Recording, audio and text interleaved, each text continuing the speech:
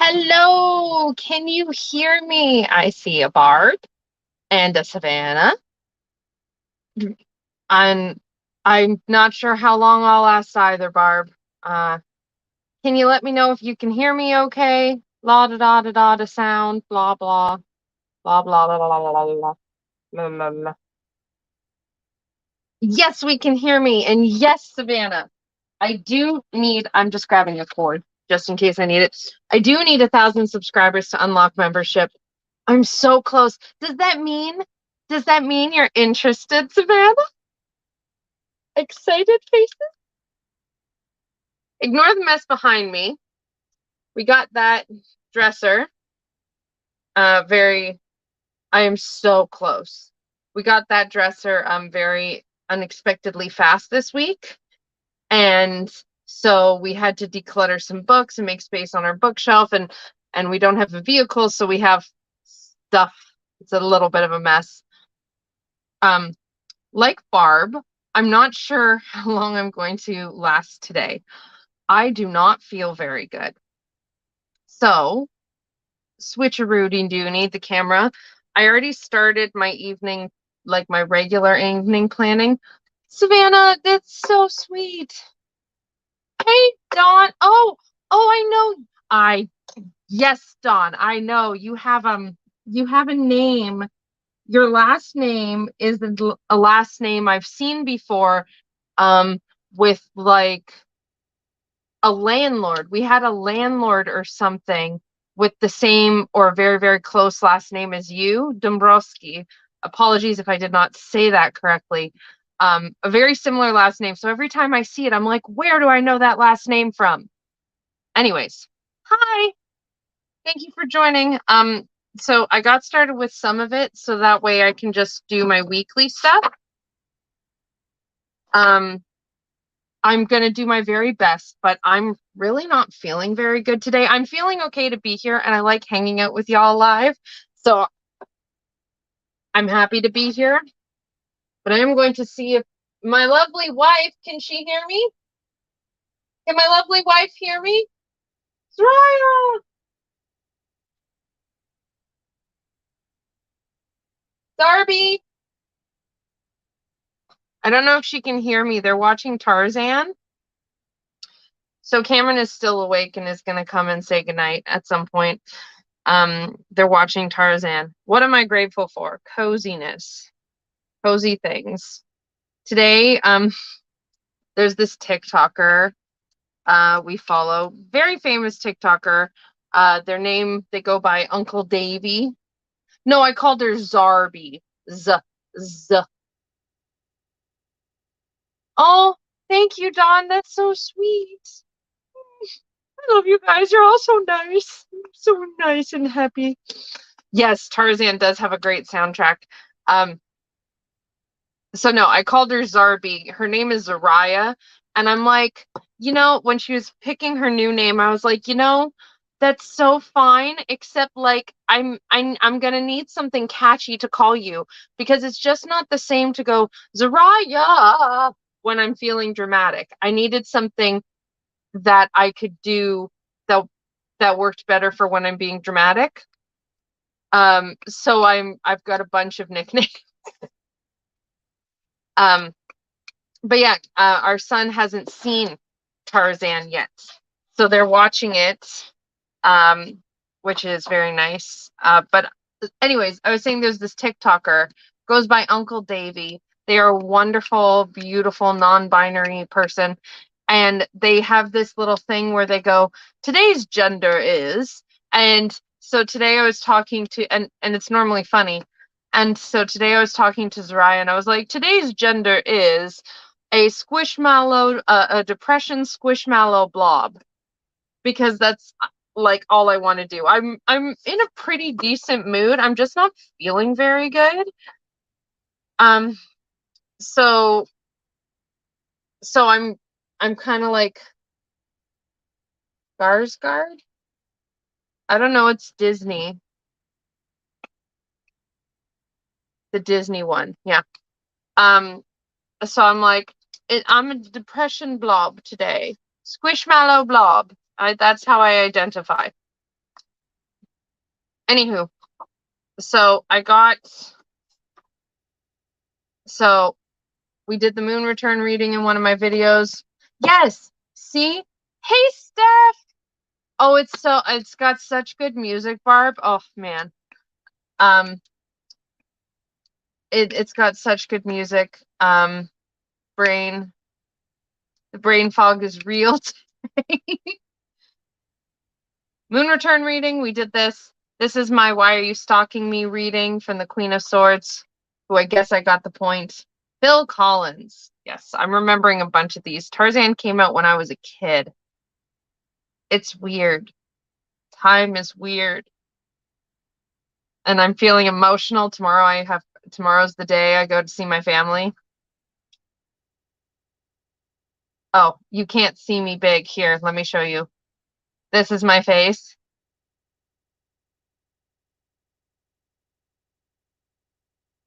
So yeah, I gotta go see my family tomorrow. This is how my weekly turned out. The flap pretty much took care of it. So, I mean, I had lots of room to write my stuff and it wasn't too squishy. And yes, good. Love it. And I have sneak peeks of flowchart. I've been doing some content planning for the channel. Very exciting stuff. If y'all missed it, go check out my video from Friday. That was yesterday. The one where I introduced my new series I'm going to be doing starting in late autumn. Go and check it out. Late autumn in the Northern Hemisphere, that is. Go check it out because it's really good. And I'm extremely excited. And I need my correct pen. Come here. God damn it. Hold on. Oh. Oh. I know it is like a secret thing. And hey, I was thinking when we go live to celebrate me hitting 1,000 subs, which it won't be immediately when I hit 1,000 subs because the numbers can fluctuate sometimes. So when we go live, I was thinking it'd be kind of fun since the best time for me to go live. I was thinking it would be kind of fun if maybe we did it like pajama party where I wear cozy jammies. It might still be like during a day on Saturday or Sunday, depending on when it is. I'm hopeful it'll be before the end of the month. But yeah. So I'm going to be setting up the weekly in the exact same format as last week, except I'm going to have new, the sky weather's going to be different. The contents are going to be different. Okay. Brainstorm. I did not touch this all week. I kept forgetting about it. Maybe I should put like a focus. What do you think? What should I use this box for? There's no point in the habit tracker if I keep forgetting it. So because this sits open like this most of the time during the day. So maybe I should put like a focus here. What do we think? Sunny boop. This is a a B5 notebook therapy journal. Archer and Olive does also make B5s, which I do like. Archer and Olive would be a lot more expensive for me because the journals are around the same cost and I would have to pay shipping. The ones from Notebook Therapy come from, I believe, China. They're well made. I really like them. This is a velvety cover.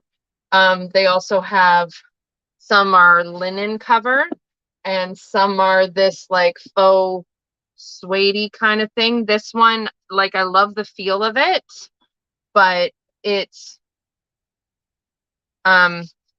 it gets kind of dirty.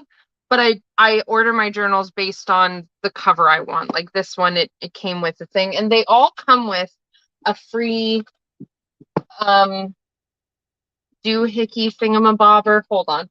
Words and stuff is not my bleh. Hold on. They come with free In the back, you'll find a free little fancy paper clip. Barb, I love you. So the first one I got came with this little paper clip. And it cute. And then the second one I got came with this planety one. Oh, sorry, other way around. The first one I got came with this planet. And then this, and then the deer one came with this. So I have ordered my next B5 notebooks. I ordered 2 because there was some extra government money this month that we got. And so I ordered them while I could. It does. In fact, I saw an orca one. And for those who watch her, Dawn Michelle loves orcas. So I saw the orca one and I sent it to Dawn Michelle and I was like, I'm sorry, I just have to show you this. It just screamed Dawn Michelle at me. Yeah. There's a fox one. There's an orange covered fox one. I have 2 coming. I'm not going to tell you because I'll show you. It really is. So is the A and O. Oh, Archer and Olive. Yeah, the Archer and Olive's nice. I don't like as many of their designs. They're amazing quality, I've heard, and I'm sure that's true. But this one's, I'm not in the US, and shipping to Canada is not cheap. Free shipping is cheap. And I had enough to get the notebooks. I didn't have enough to pay a bunch of extra shipping and then get notebooks. That would have put my cost, it would have almost tripled my cost. Well, not the amount of shipping from Archer and Olive, if I recall correctly, was around like $20. So it would have been it would have been the cost of almost a third notebook just to get it shipped from the US. So I went with the ones from Notebook Therapy. I recommend ordering them in advance. So like if you decide to try a Notebook Therapy notebook, don't wait until the last minute to order it because then you won't have it in time. I have all of this. I might not even need to set up my new notebook until the next year. And that's okay. I just know we're going into some financially more stressful times. My wife's school, she's going to have to be traveling on extra transit, and it's going to cost her about $30 to $40 a day just to get to school when she's got labs. We don't drive. So I just have to be cognizant, and sometimes you got to buy things ahead of time when you have a little extra versus when you don't have any extra. You know what I mean? I agree, Deborah. Do you prefer Deborah or Deb? Do you have a preference, love? And lining it up. I'm just getting my flap already before I cut it into preciseness. Because last time it was harder. So I was like, I should do this ahead. And look at me, I'm growing. I'm growing with the smartness. The one plus side to me being in a depressed squishmallow blob mood is I get fucking ridiculous. And I happen to think that makes me very funny. So that's kind of cool. How was everybody's week? I can't believe it's only been a week since we hung out. It's been a very weird week. I'm very busy. Thank you all to everyone who has been purchasing from me for my sale. It's still going on till the end of the month. And while we're hanging out here, thanks, Deborah. You're so sweet. I'm a bit melty because I'm emotional because I'm a blob. That's very, very sweet. Thank you very much. I really appreciate it. But as I was saying, flap is done for now. Oh, hold on. Eraser. There you are. So while we hang out in a live, if ever you have any questions, just let me know.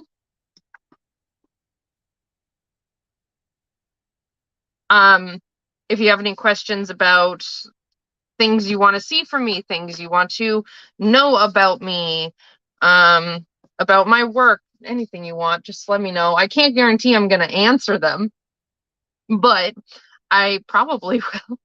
I'm a pretty sharey person. So, yeah, any questions? Anything at all? Don't ask me math, Barb. I swear to God. If you ask me a math question, I might block you. No math. No math question. Oh, Dawn, swampy, humid, and hot. Well, I don't know the answer to that. Have you tried asking him why he's such a jerk? Perhaps you do not give him enough food. Cats seem to always think they need more food. So the flap is done for now. We can put that aside while I do the rest. Let me get... Freaking, why is my cat such a jerk? Barb, you are such a butt. Hectic, crazy week that was entirely overwhelming on a mental and emotional level, but I'm over it now and happy to be here planning with you. So are you doing okay, Steph? I had a hectic week too. Are you doing okay? Did you have support through your week? It sounds like you're doing better. But I want to check in and make sure we are here for you. I didn't even do grade 12 math. I never graduated high school, actually. 1, 2, 3. Monday, Tuesday, Wednesday, Thursday, Friday, Saturday, Sunday. I did get a diploma in community and developmental service work, but I never actually graduated high school. Although I did love what was it? Arithmetic, where you would do like BEDMAS equations and stuff like that. That was my favorite part of math. I really liked it because it was like a puzzle and you had an order that you did it in, and I loved that shit. Anyways, yeah, sorry. I'm sure your cat is adorable and amazing and also a jerk. But yeah, any questions that aren't ridiculous like Barb? Barb is not setting a good example. Bad mod. But we'll keep her though, because she's amazing. Oh, that sucks. I had that happen once. I did cleaning for a while, and I was hired because I did have cleaning experience. And then I was told I was going to be trained, and I was like, okay, because this person told me they were very picky, and I did tell them I was sure I would do fine, and I was. But I didn't get trained, and then this cacophony happened. I showed up at the job site. First, I got charged twice for bus fare to get there. Because I don't remember how it happened, but I was like told I didn't pay the proper fare when I did. So then when I arrived to start my work day, I didn't have enough bus fare anymore. And this is when I was with my ex. And he sucked, which is why he's an ex. So I went to work, and she hadn't actually told me, like, trained me to her standards, the woman who hired me. And so I went to clean this. Hi. What? I'm just saying goodnight to Cameron. Is he naked? Nope. Then he can come say goodnight. Hold on. He's dying. Do you want to say hi quickly? Sorry, live people. My child needs to go to sleep and needs to say goodnight to his mother. Look at my family. Come back. Oh, I was here. Come back. Look at my family. Lean in, Cameron. Look at, aren't we cute? I think no, that's only one of you that's muted. Yeah, this one's muted. The computer's muted because my phone has the better microphone. Hold on. I'm going to switch back and say goodnight to this little hooter. He sits there and goes, oh, when he breathes. It's ridiculous. Okay, come around. Let me say goodnight. That's what it sounds like if you were curious. Come here, my goober. Good night. Good night, sweetheart. I love you too. Ow. Oh, I'm sorry. It's part of my cheat code. Oh, are you okay? Yeah. Sleep well. Big hug. Hug me. Squish. Squeeze with all your arm strength. Don't choke me, though. You said with all my arms? But not around my neck, around my shoulders. Oh, okay. So you mean like... Yeah, that's a better squish. Good night. Good night. Mwah. Okay, one more big squeeze. Oh, did you like the movie Tarzan? I flippin' loved it. Flippin' loved it. All right, that's amazing. Okay, let me see that beautiful face. I love you. I love you too. Good night. Go to bed. Go to bed. I love you. Oh, some people said sweet dreams, baby. Some folks said sweet dreams. Okay, go to bed. Love you. Go away. I love you too. Bye. Good night, everyone. And if it is, Oh my God, he even said if it isn't nighttime-ish for you. I'm raising a socially aware human being. Fuck yes. Oh, isn't he cute? The kid, he just like it. I love you. Go away. Yeah, it's kind of a thing I say. I especially like when I'm working with a client or I'm doing something and saying goodnight, he gets distracted. So I say, I love you, go away to remind him it's time to go. He's totally fine with me saying that. He is not fine with me saying, I love you, be gone. Because we tried that and he did not like that. He is extraordinarily sweet. Once, before I finish my cleaning story, once we picked him up from school and he was like, this was before the pandemic. So he was like 5, or he might have even been 4. And his teacher told me how they found him during the day, during outside time. So he was in kindergarten. He was just standing underneath the tree by himself. And he had like a single tear. He was gently crying. So he's standing under the tree and he's gently crying. And she goes up to him and she says, Cameron, what's wrong? And he goes, nothing. And she goes, well, if nothing's wrong, why are you crying? And he sighs and he says, the clouds are just so beautiful today. Tell me that's not the sweetest thing ever. He was 4 and was crying at the beauty of the clouds.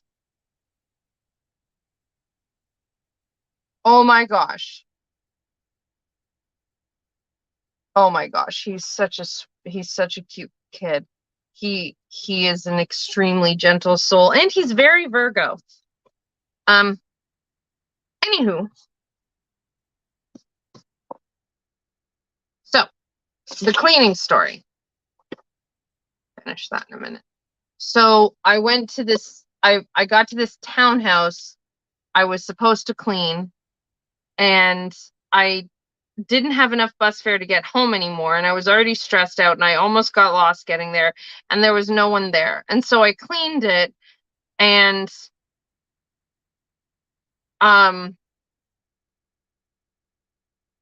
the person came back like came to check and I told them I asked them if they could tell me his birthday is August 27th and he turns 8. I had asked for help or something, and so I was going, and they ended up giving me money to get home, which I did not ask for.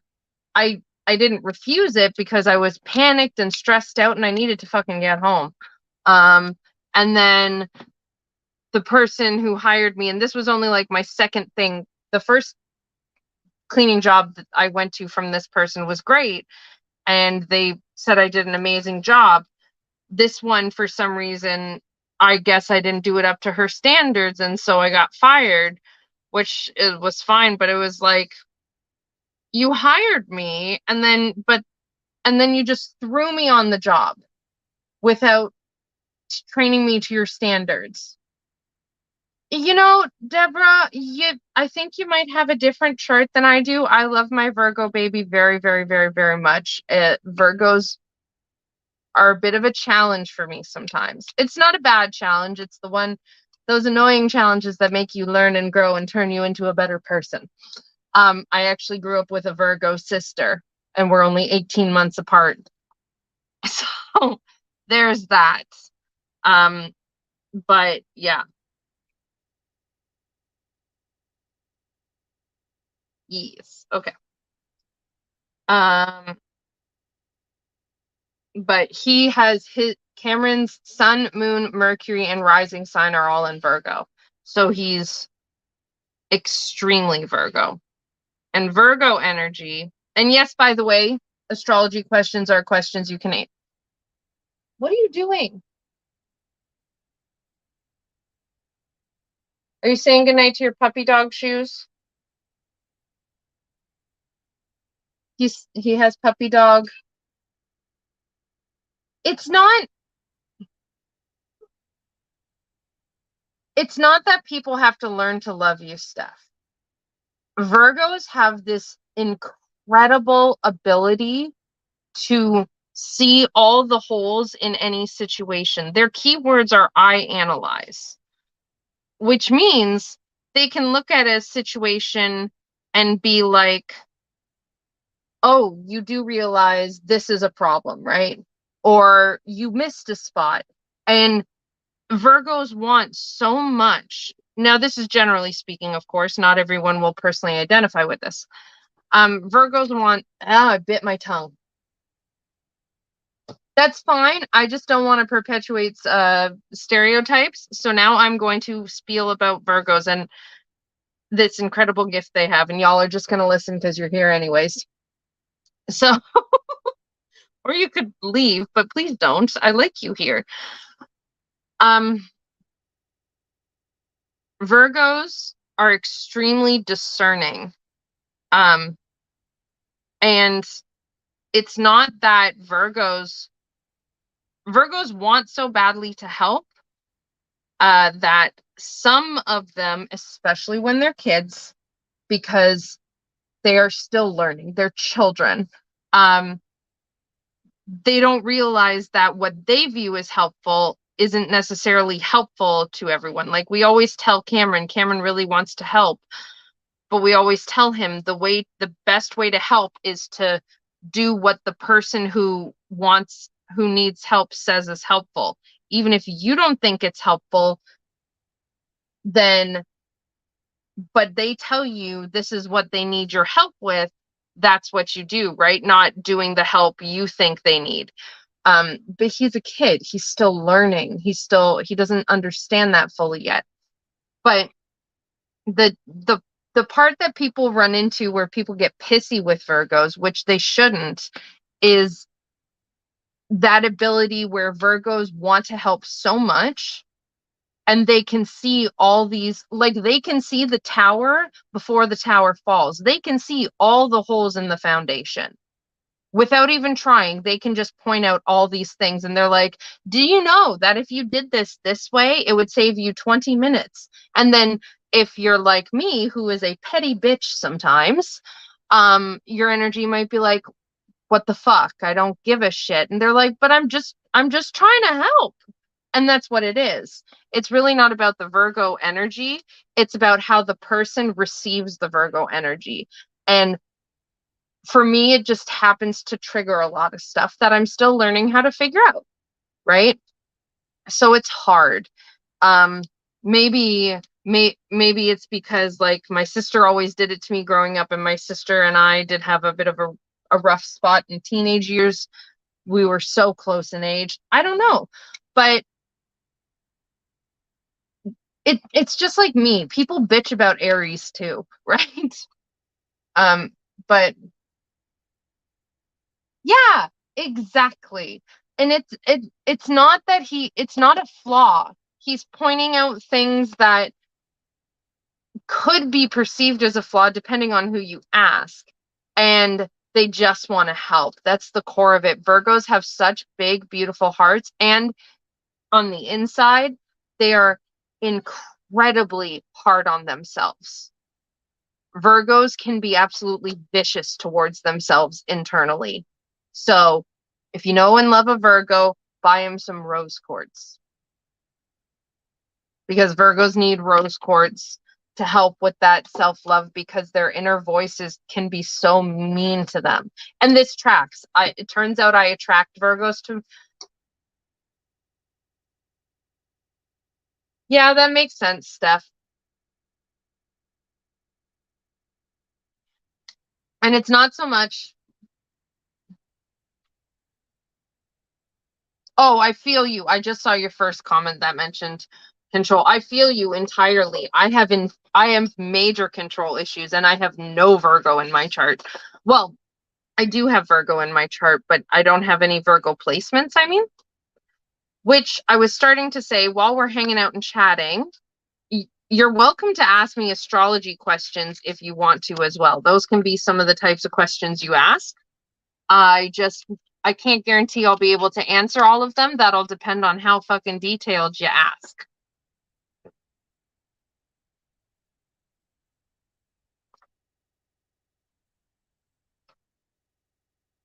Okay, I'm going to trim this part a little bit more.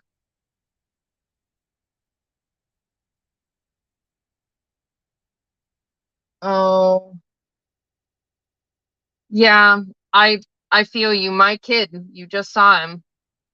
He's the sweetest little pumpkin in the world, and he's a perfectionist at 7 years old. And he's really hard on himself. Like, when I ask him to talk to me about things, he's like, I don't know what I'm supposed to say. And I'm like, honey, there's no supposed to. I just want you to talk to me. It's really hard. And it's one of the things we struggle with. So if you love people who are Virgos, cut them a fucking break. Go and when they do stuff and you get triggered, because they're not triggering you, you're triggered. It's a separate thing. I see you, Savannah. Just give me 1 sec.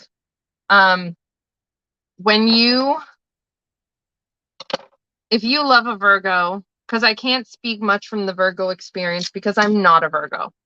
So perhaps Steph can share something for us if they so choose.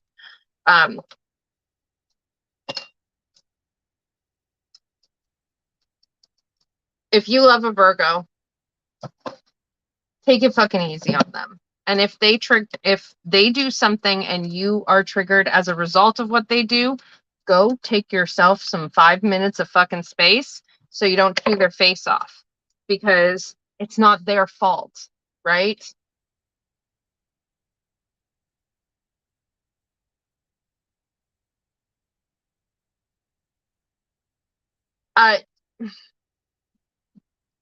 You nailed it, Steph, because human culture has this really stupid thing where it teaches us that everyone else is to blame for our emotions and everyone else is responsible for our emotions and other bullshit. Like, we have a very blaming culture, extraordinarily so. Like, people will be like, you made me angry. No, bitch. No. Someone said something and you are angry, but that's your emotion. It's your responsibility to own it, right? It's no one's emotions are anybody's fault. No one chooses their emotions. Otherwise, all of us, and I bet you there's a few of us here, not just me, all of us who have anxiety and depression and panic and other mental health things can tell you we would never choose our anxiety. We would never choose to be depressed or anxious. No one chooses that shit. And no one chooses when to feel happy or when to feel angry. Emotions, just like thinking, are reflexes. They're just like our sense of sight and touch and taste and smell. They happen reflexively. No one sits there and chooses, I'm going to be happy, I'm going to be happy, I'm going to be happy, which means no one controls when we feel emotions. People can do things that trigger our emotions. And if they're doing things like that, they need to take responsibility if they've done things that are hurtful, for sure.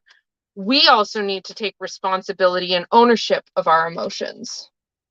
Exactly, Barb. No one would shoot. It's like when people say, just relax to an anxious person. It's like, bitch, don't you think I've tried that 20 times?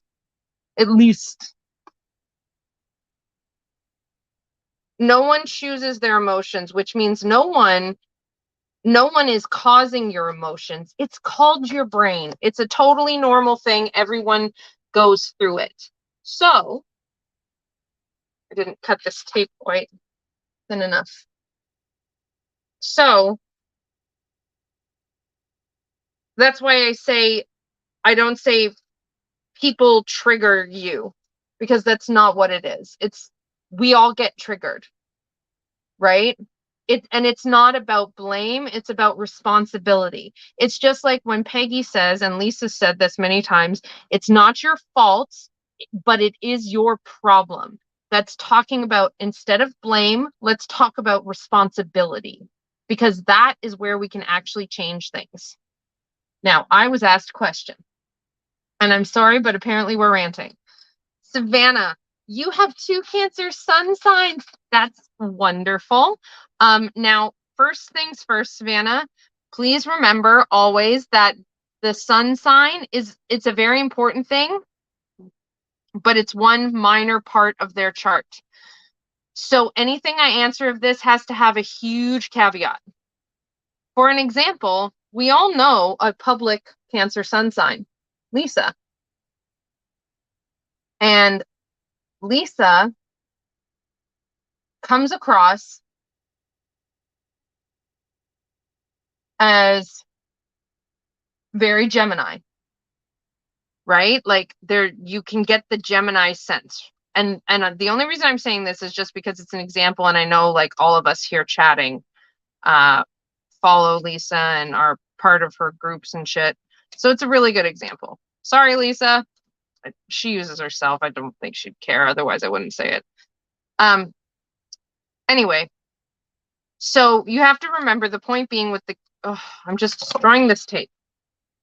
The point being with the Cancer sun signs that you have to remember, just like everything else, it's one part of the equation. It's one small part. Savannah, have you seen a birth chart?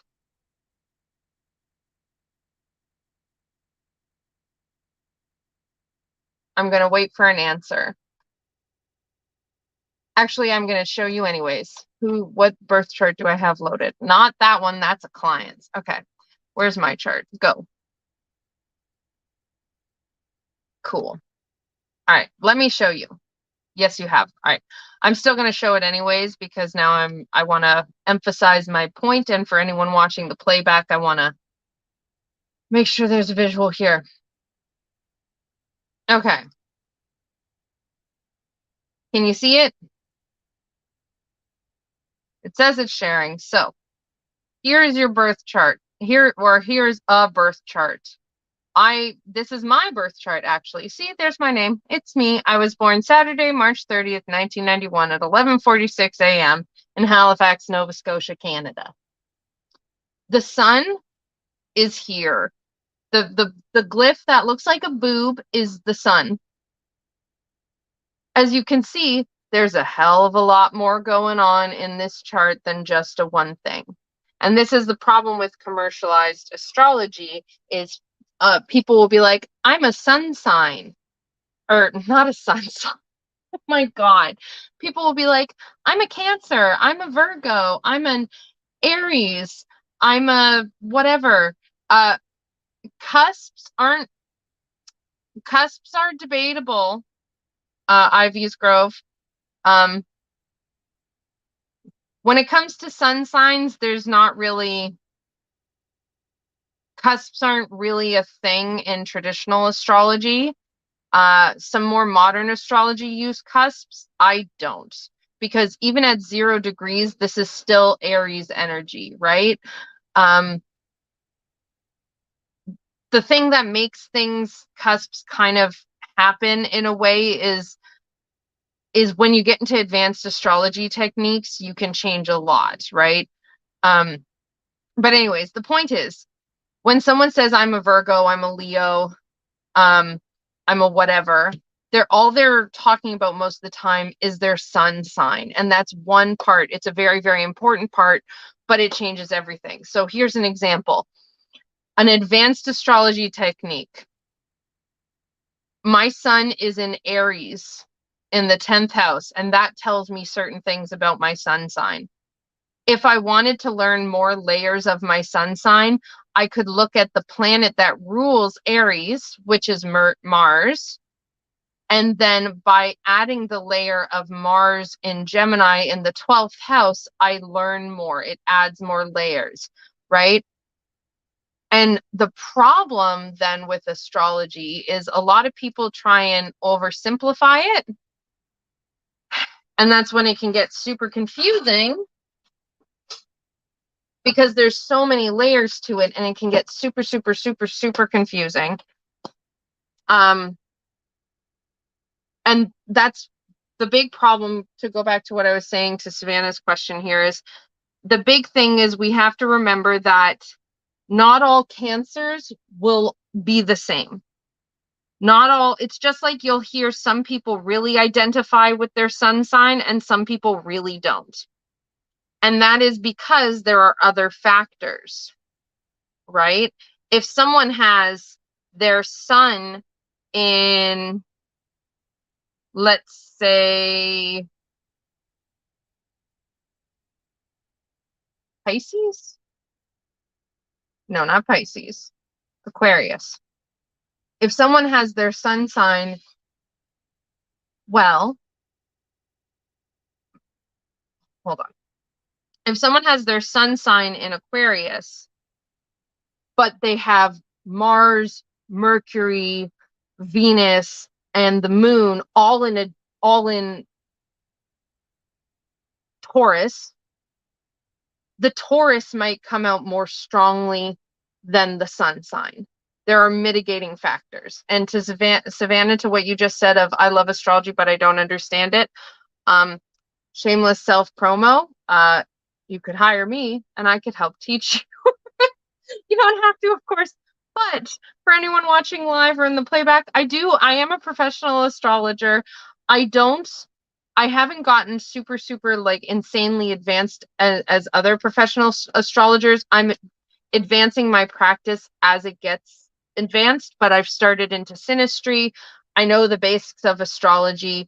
I teach people about their charts. I do monthly astrology bite-sized chunks, so people who want to hire me more than once can learn in smaller chunks and have like a part of their chart to focus on.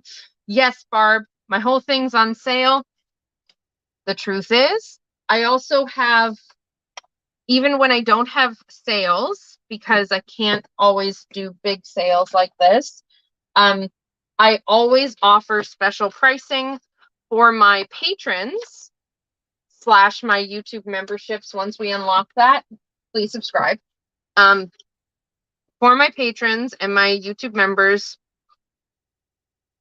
or those who are income impacted, thank you, Barb, I offer special pricing. All you got to do is, and it's no questions asked, all you got to do is send me an email normally and be like, hey, I really want this service. I need the special pricing. And no questions asked. It's, yeah, sure, here you go. Because I think these services are important and helpful, and everyone deserves to be able to access them, even if finances are kind of stupid sometimes, right? So, anywho, to your question. So the first thing, Savannah, is that not all Cancer signs are going to come out the same way, even though they're both Cancer sun signs, right? The second thing is, we always have to remember with astrology that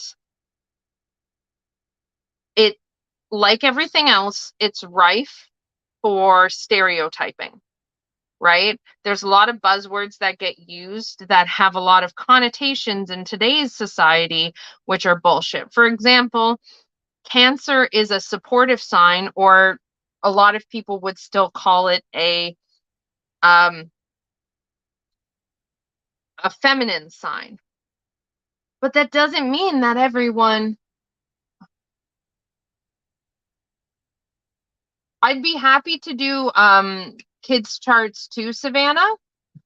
It's just a matter of, we have to frame what the learning is for, right? Like, kids charts are so we can understand them, and so we can maybe tailor our parenting style in a way that's more supportive for them, right?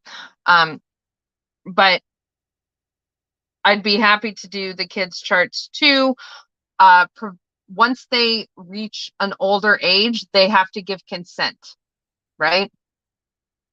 But if it's just like anything else, it's just like if someone were to buy a tarot reading from someone and they said, tell me what this person is thinking and feeling about me, it's like, or tell me what this person wants from me, a tarot reader might say, instead of focusing on what this person wants from you, let's focus on how you can support this person. The focus is on you, right? It's that same kind of reframing. Does that make sense? I hope so. But like, I look at my kids' chart and I use it. So Cancers, the thing with the buzzwords like masculine and feminine, everyone, oh, I don't doubt it at all, Savannah. Just reach out. I'm here. Send me a message, send me an email. No pressure or anything. I just, part of being your own boss is you got to do the shameless self-promo shit, right? The moon is building, or it's not building, it's, so it's going this way. It's going this way. 1 second.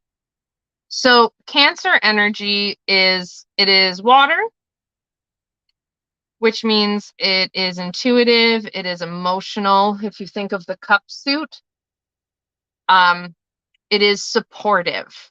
I use the words active and supportive instead of masculine and feminine, because masculine and feminine have a lot of connotations in our worlds and a lot of stereotypes, which are bullshit. And if you drill down to the core of what masculinity and femininity are about, which everyone has masculine and feminine energy without or within themselves, everyone has both. We just use them in different situations at different times. If you drill down to the core of what those are about, it's about being active versus being supportive, right? So Cancer is a water sign. It is, which gives us all that water stuff of emotional intuition. It is supportive, which tells you a lot. And it is a cardinal sign. And the cardinal signs are like the, it's the spark. That's what I call it. So we have the cardinal signs are the spark. They're the sparks of the new season, right? It's those moments when, for Cancer, it would be, it's the spark of summer. So it's that moment when you go outside and you know summer is here or summer is beginning.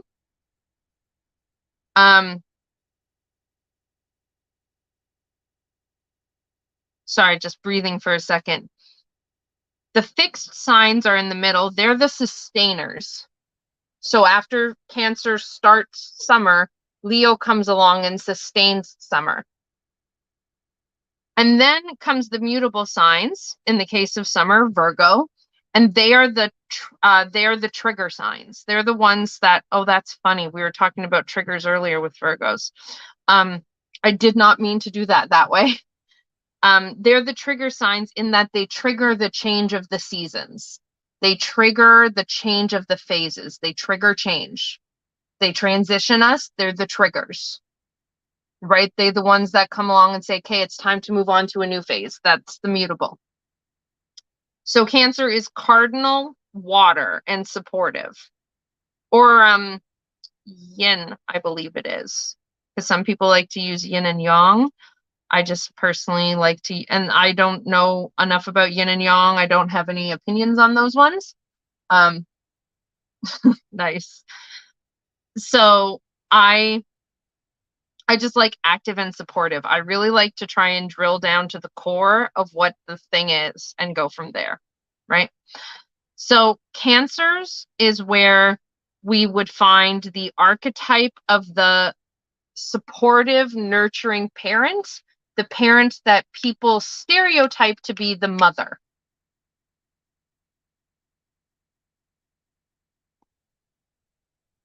Oh, that's so cool, Steph. So cool. So, but remember, Cancer is the crab. It's mom with a bite, essentially. It does not have to be a mom. It's just that's the traditional word that people use. It's the supportive parent. It's the nurturing parent. It's the one that will tuck you in at night, regardless of who they are as a person. It's the parent that will tuck you in at night. It's not the parenting energy where someone will say, when you've hurt yourself, they'll tell you to brush it off. That's Capricorn more often. It's the energy of, oh, where does it hurt? And then it's also the energy of like the tough love ass kicking kind of a thing. Having a Cancer sun sign there's probably a lot of, it's hard to go down to the advice for how you can support them with just their sun signs. I can tell you a bit more about Cancer. Like, I'm a Cancer rising sign. I constantly, whenever someone is hurt or super tired, I want to tuck them into bed and feed them cookies. I always go with cookies because I like cookies, so that's what I think of. But that's just me, right? That's just based on my personal preferences and my associations. Pisces and Aries. Okay. How did I do this last week? 1 second. Yeah, that's what I thought. I put in Pisces, Aries. I just looked at it and it's like I forgot it already.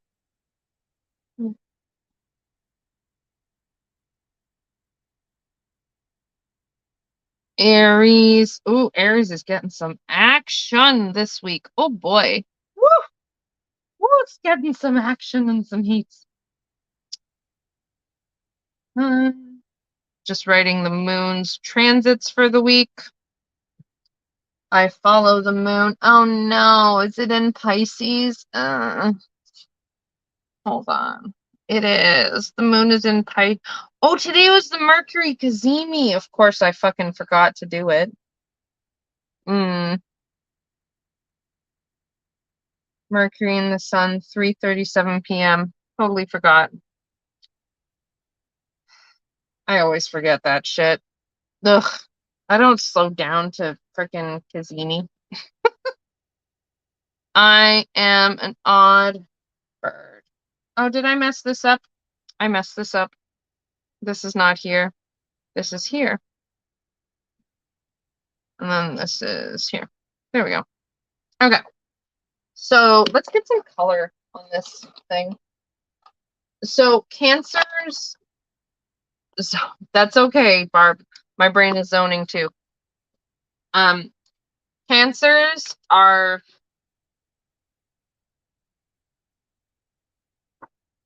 I worry that for kids, and I have no basis on this. This is just my thought. Actually, I do have a basis on this because I was a Cancer rising sign. I worry that for kids, especially, it's the energy that like they might get so concerned about taking care of others that they forget to take care of themselves or don't realize the things they're doing, and how that might not be benefiting themselves. At the same time, here's another reason why it gets confusing.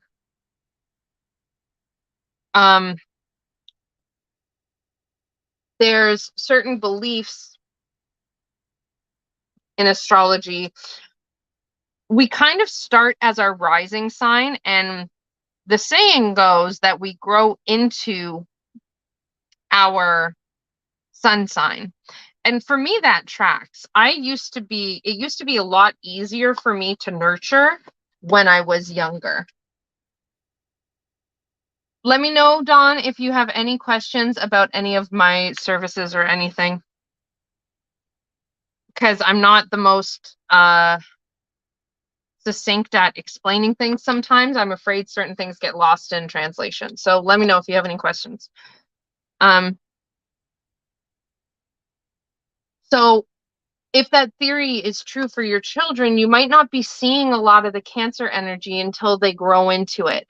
Like I am a Cancer rising. I used to be way more nurturing. I want to say I used to be way more intuitive. Not that my intuition has gone, but it's more like hidden. I lost touch with it for a while and it manifests in a different way. It was just like raw intuition all over the place when I was a kid. Like I wrote the poems that I read I knew my relatives were going to die before they did. Like my great grandfather, it was Tuesday, I was in class, and all of a sudden I could hear these words in my head. So I wrote it, and it was a poem for my grandfather where I wrote it in the past tense of, and it was the poem I ended up reading at his funeral. It was like a eulogy poem kind of thing. I wrote it on Tuesday. He died 2 days later on Thursday, and I was a teenager. I was like 14. Leo rising and Taurus rising. Ah, see, there you go. So the one that's the Taurus rising, you're probably going to see a bit more of the nurturing right up front because Taurus rising has some of that supportive. The Leo rising, however, that's a different kettle of fish right there.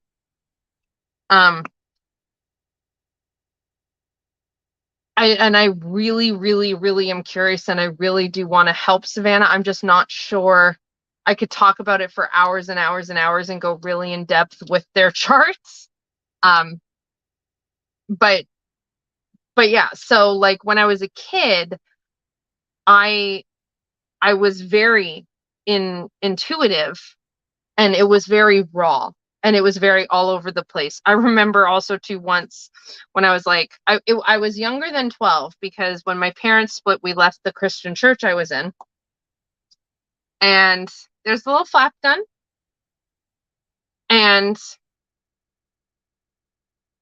I saw there's this woman I knew, and I was sitting with her that day at Sunday service, and she had her hand on her belly. She didn't say a word. She was just sitting there with her hand on her belly. And I have no conscious memory of where I got this idea from, but I just looked at her and I said, "You're pregnant, aren't you?" And she was not showing. There was nothing. And she looked at me and her jaw was hanging open. And she was like, "How did you know?" And I looked at her and I was like, "I don't know. The way you put your hand on your stomach." I have no idea of how at that age I had the perception to pick that up. I have no memory of where I would have learned that at that age. The point is, it was very raw, intuitive energy for me as a Cancer rising sign. Whereas now that I'm older, it's not the same raw intuitive, or at least I've lost touch of some of that. It feels like I have. And now that I'm older, I'm trying to work on, instead of constantly nurturing everyone else, I'm trying to work on nurturing myself, if that makes any kind of sense. I think my best advice for the Cancer sun signs is,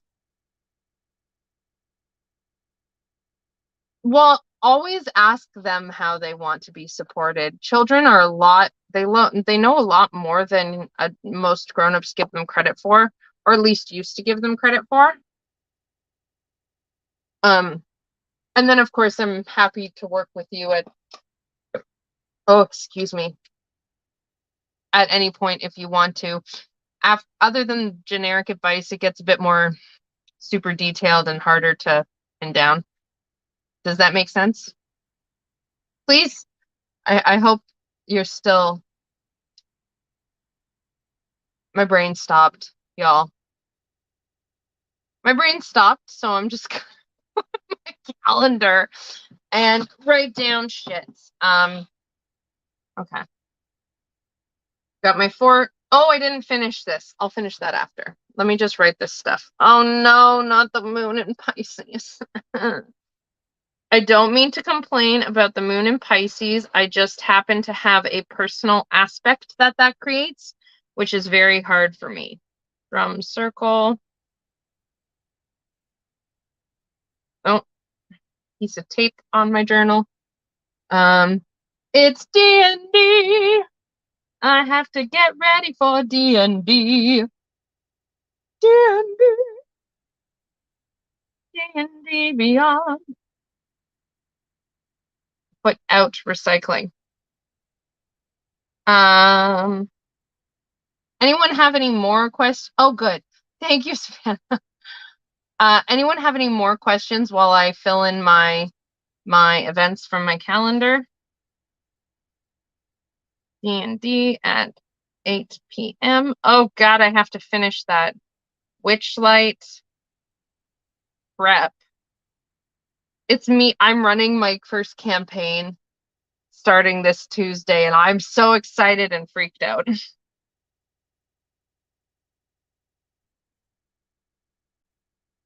Ooh, on Wednesday, I have my live Patreon readings. Not too late to join my patrons and get a live reading, get in on the live readings. That's because D&D is awesome and your daughter has good taste, Deborah. It's super fun. Highly recommend. That said, for my patron readings, I totally understand if you want to just wait and join the YouTube membership. Ooh, okay. This is actually a really great question, Sunny, or Dawn. Hold on. I'm coming back to this. I just have to finish. Just give me a minute. I have to do my budget. Oh, that's such a good question. You're a genius. No, that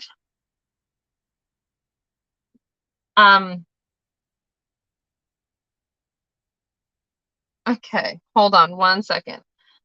Update Mama Earth. Y'all are gonna hear me ramble. My favorite service is the one I created. Well, I created all of my services to an extent, but my favorite one is my year ahead spread package with my clients that I do every month, which I will tell you more about in just a minute. Just let me write all this in, which I'm excited to because it's that time of the month. I always meet with those clients at the end of the month for their sessions. Honey, Zariah, can you come here for a sec? She keeps putting things in the calendar, but she doesn't put a time. How can I schedule? When's the walk and roll? You silly goose. You didn't put the walk and roll time in. Do we have to go to that? Do you have to go? No.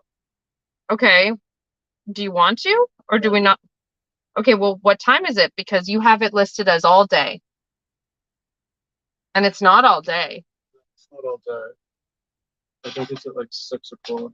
6? 6 or 7. I can check my. Okay. Check for me, please. What day? Saturday. Thank you, baby.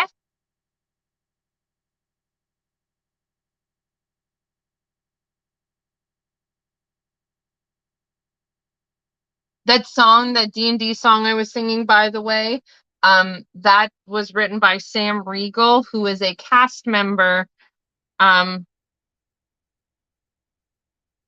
a cast member of Critical Role, which they live stream their D&D games. And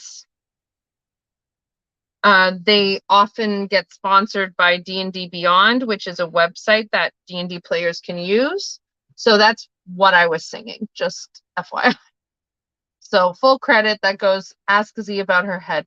I do, but I asked that the next day in the morning because sometimes she spikes a migraine. Sometimes she spikes a migraine later in the evening, which today that's likely because she already has a headache and has had a headache since yesterday. So there's no point in asking yet. 6:30. 6:30? Yeah. How is your head doing? Not great. Are you gonna lay down? No, it's not quite that bad. Okay. I was just. Monday. Oh, you have the drum circle. I do. Good. That one we want to go to, right? Is that on the roof of the Carrot Commons? Yeah. Awesome. Can you kiss me, please? Yes, I'm live. Oh, fuck. Boo! Prude. I love you too, Prude. Okay. All right. I'm going to make my face big. Oh, Barb says we love you, Z. Okay. So my favorite service I offer is my year ahead spread package that I created. And I worked with some of my clients I've been working with. We're in our second year of doing this package. The first year, they got to do it mostly for free because I was testing it out.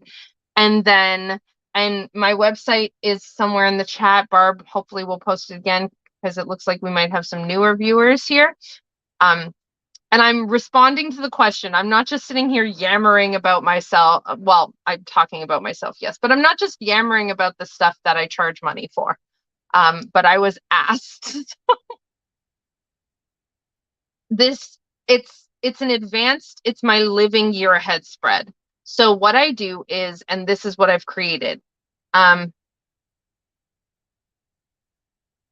see your question, Barb. I've started. So what we do is whenever you decide to start this session, we pull 12 cards. So far, I've only run this with the calendar year, but in hindsight, I had a client who was running this starting with their birthday, and that worked just fine. So what we do, but this one specifically is based on your personal astrology. So we pull 12 cards, one for each sign of the zodiac. And we start it at whatever time of year you want to start it at. And currently, oh, excuse me. Sorry, I have a lot of like acid refluxy. Hold on.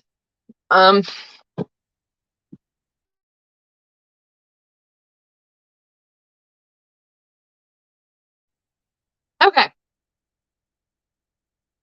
What makes this super cool is this is a monthly session, right? Thank you, Barb. My beautiful mod, Barb. So that we pull a session 0 and whenever you decide you want to start, and we pull 12 cards. And in that session 0, we look at the themes of the year. Like for my year ahead spread, I pulled, which all this information is here in my journal, I pulled 6 majors. So we talk about the elemental balance, we talk about the themes, like 6 majors means it's going to be a big fucking year. We talk about any interesting patterns, and we look at the year at large and what it looks like. Session, and that's the session 0. And then every month when you're able to, most of my clients try not to miss any months because it's more fun when you can do it every month. And for this, I do also offer that special pricing I mentioned. But you have to request the special pricing, because if you're able to pay full pricing, that is helpful, of course. And every month we get together, and based on your chart, I look at, so for example, my clients who are joining me for some sessions this week, we are approaching Leo season. So I will look at the Leo part of their chart, and I will pull some cards based on that from the Heavenly Bodies Astrology deck. And then with the Leo card of that deck and the tarot card from the Starseeker Tarot, which we pulled in the first session, we pull more tarot cards underneath it. That's the focus. The Leo and the tarot card for the Leo, that's the focus for that month.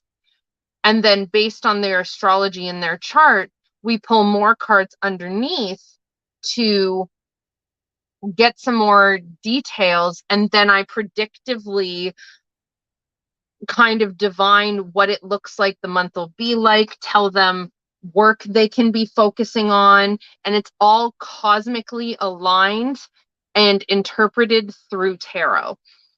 And what makes it super cool, in my oh so not humble opinion, because this is my baby, I created this and I'm extremely proud of it. What makes it so cool is it becomes this very big living wheel of the year thing. We have, like, you get overarching themes. Like sometimes you'll pull a card in a month that is the focus card for a month that's coming up or a month that has passed. We look in great detail, and it just ends up layering in and upon itself. There's always some sort of overarching theme of the year that tends to develop as it goes. It's really wicked. So it's literally a year ahead spread of monthly sessions, where each month we predict what your month is going to be like within the year, and we predict it aligned with your personal astrology and interpreted through tarot and divined through tarot. And it's really, I'm so proud of it and I love it so much. And this is how I do it. And then the great thing is it can point out, like, it is amazing, Dawn, if I do say so myself.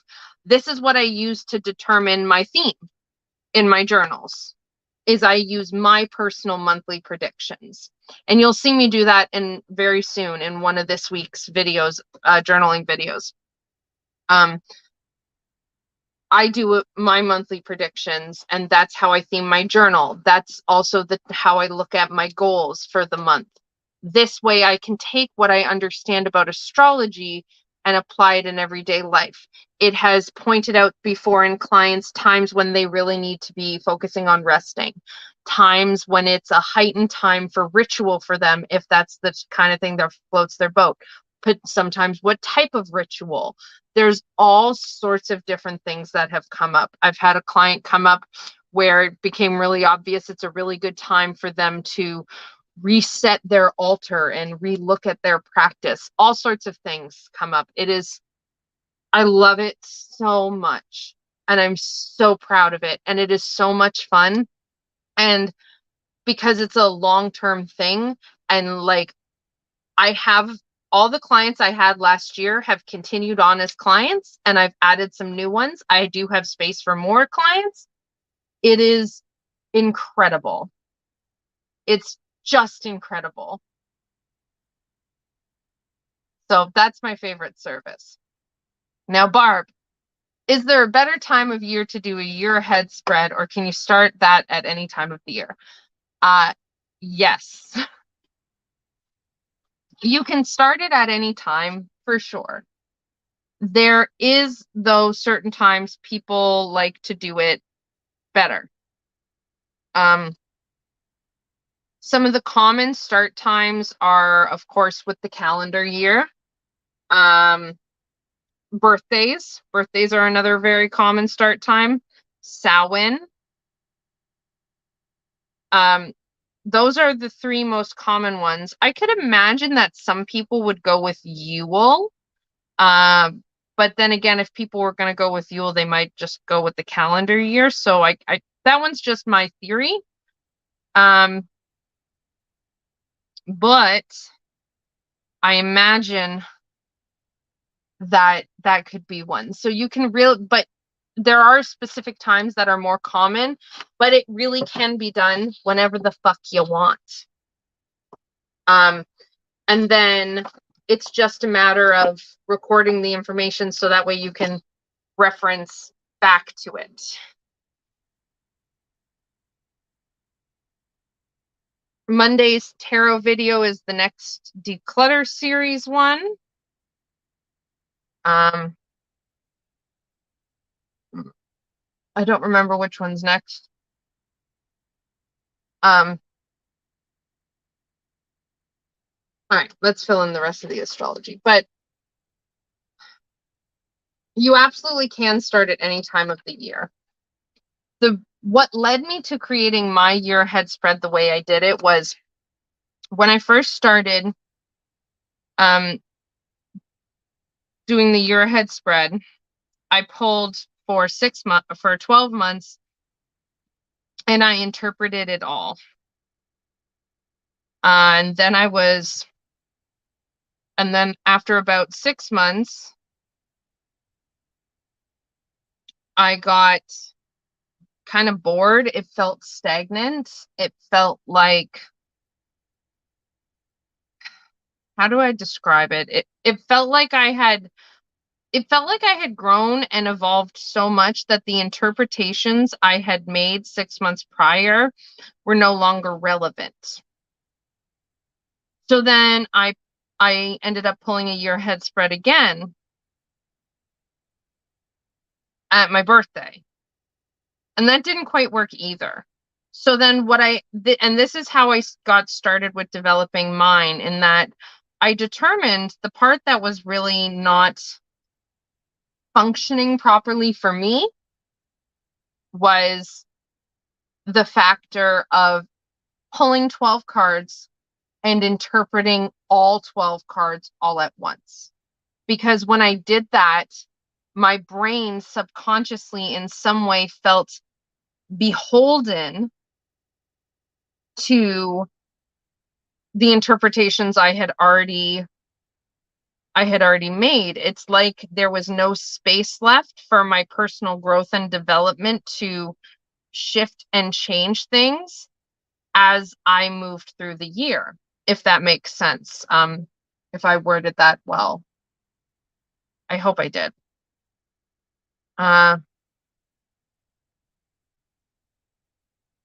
So what I started doing, and this is kind of where I got the idea. Which one was I trying to highlight here? The sun trining. I'm going to put them both. The sun trining my midheaven. That's really interesting. But there's also Mercury trining Jupiter, which is interesting. And then there's Mercury, trining my sun sign. The part that fucking shit, I wrote it on the wrong day. All of this is incorrect. Hold on. I don't want that many scribbles. Splooge of whiteout. Splooge of whiteout. Whiteout splooge in my journal. Da da da da da da da da. Don't let me flip that flap, because now it's going to be a big mess if I do. Look at that. Look at that whiteout. Don't let me flip that. See how wet it is? Just, yell at me. 23. The sun.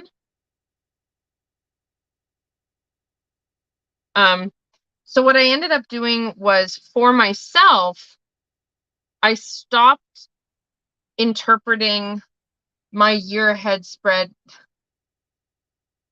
Phrasing? What?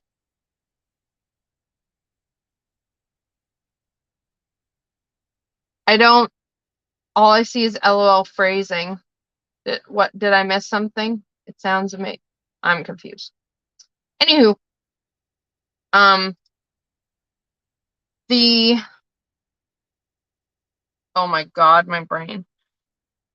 Oh, so I ended up doing for myself, I thought, well, maybe it would be better if I pulled the year ahead and I just looked at the themes and the patterns of the year. And then I didn't, because what I was already doing was I pulled the year ahead, I interpreted the whole year, and then as each month came along, I was looking at the themes, trying to find my themes for my journal, because that's one of the ways I really like working with the year ahead spread and my tarot card energies. It's a way I like to bring it more actively into my life because I'm in my journal every single day. And so that dried way quicker than I expected. It's still not quite ready to be flipped, but it did. And so I'm just going to note.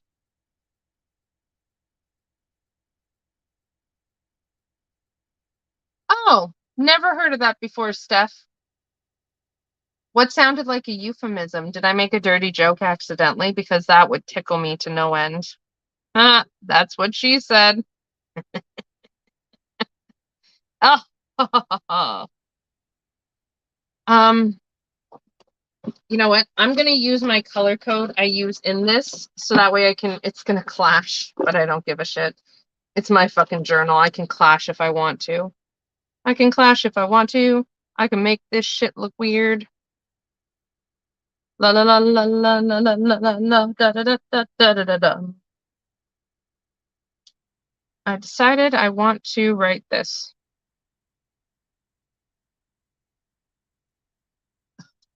Oh, flipping flaps.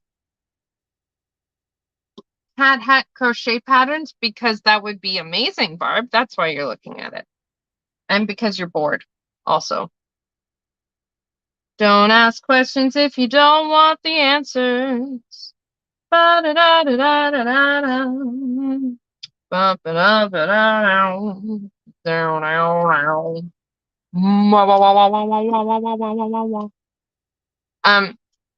So I was interpreting twice the amount that I needed to. Actually, the colors aren't so bad. So then I stopped doing that. Oh, I threw my pen. I'm a chaotic monkey, and I quite don't know how I get anything done ever. So I stopped doing that, and that's when I switched to I pulled the year ahead. I interpreted just the yearly themes and made note of things like pulling a Christmas tree cat hat. Oh my God, I want that link. You don't have to put it in the chat, but like message me, please. And then I would interpret. That's when I started interpreting it every month. So that way I was checking in. And what I really like about that is it left room for growth. And it also left room for the fact that, like, because one of the other things I did last year was, because I only really fully developed this by the end of last year when I had my Star Seeker Tarot and my Heavenly Bodies. I pulled so much. If I look at this one, that one. No. This one. Here's my journal from the beginning of 2021. A5. This is my year ahead spread from last year. Now the spread looks wicked fucking cool. It looks wicked cool. And I kept fucking adding shit. I started with this and I kept adding shit. So I had an oracle card from the Oracle of the Radiant Sun. I had a crystal card. Then I added tarot cards. Then I had a card from the Wild Unknown Archetypes deck for each quarter of the year. Eventually, I added an Animal Allies card. I know it looks really wicked. I love how it looks, but it was too much. There was some months where I was really into it, and then there was some months, look at it, and then cool. And then there was some months where it was too much information. When I was feeling happy and overzealous, I pulled all this. I wasn't leaving room for myself to be where I was throughout the year. If that makes sense. So I decided to dial it back. So when I pulled my year ahead spread and when it came to finalizing the development of my year ahead spread package, because this got developed through working with my clients last year. When it came to finalizing it, I dialed it back and said, we're going to start and all we're going to pull is one tarot card for each month. And then each month I'm going to intuitively decide based on the chart of the person and myself too, how much I'm going to pull. Because some months the cosmic energy doesn't want you to pile a bunch of crap on yourself. And some months it wants you to do everything. So I needed to find the way to leave room for that. So the year ahead spread, I find it gets used in a very simple, rigid way for a lot of people. And that's totally okay if that works for them. It didn't work for me. And with my love of psychology, I didn't like that it left no room for things to grow and develop and change. And I didn't like that it also didn't leave any room for people to be where they're at throughout the year, right? Like some months I have lots of energy and I can do a lot. And some months I feel like shit and I want to do nothing.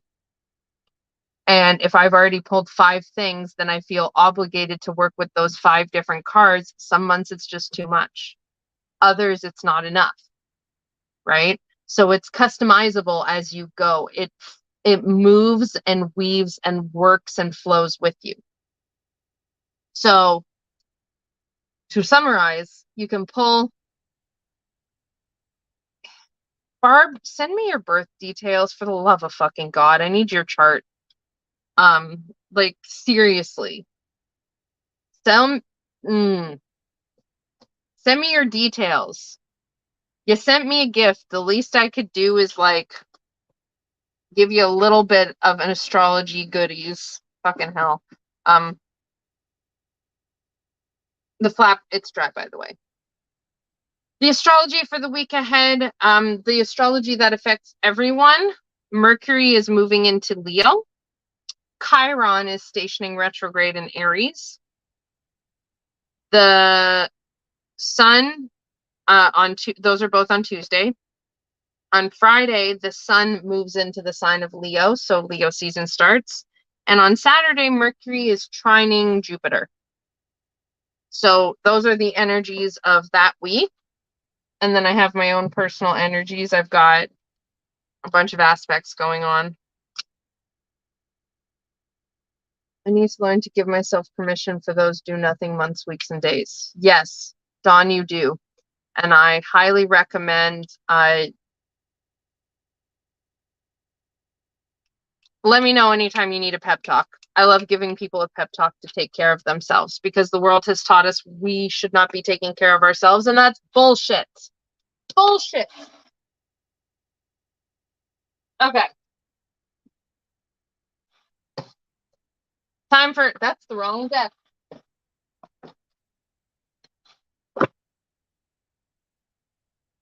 Time for some new cards.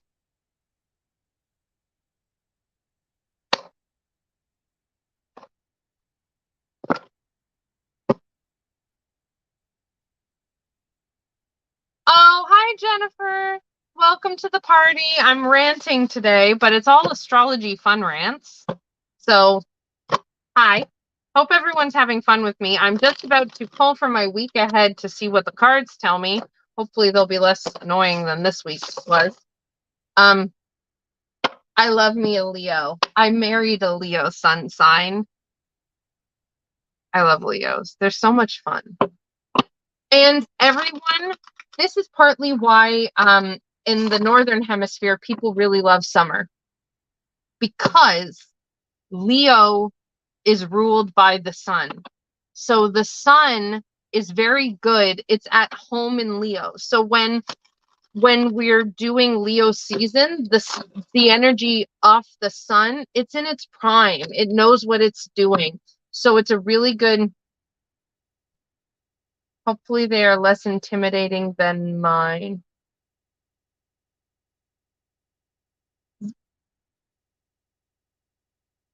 I don't know, hopefully what is less intimidating. My rants? My cards? Do you mean my cards? We'll see. I had some cards last week, let me tell you. My cards last week were the Strength, the King of Rods, and the Page of Pentacles. And let me tell you, as you saw in some of my weekly videos, I was not doing a very good job of allowing myself to be where I was that week. I was fighting against myself, and I had to verbally kick my own ass and have a little bit of a breakdown on camera. So, should have listened, but no. Anywho, this is partly why summer energy in the Northern Hemisphere where people have summers, I think most climates have summer, but not all climates have like winters and fall and stuff. I don't know enough about like weather science to know if there's any climates that don't have summer. Anyways, the energy is great in the summer because of the fact that's okay, Savannah. The energy is great in the summer because of the fact that the sun is in its prime. It's at home in Leo because it rules Leo. Anyone got any more questions for me? Well, I'm just having a rant. Let's see. Let me just focus for a minute on my weekly cards.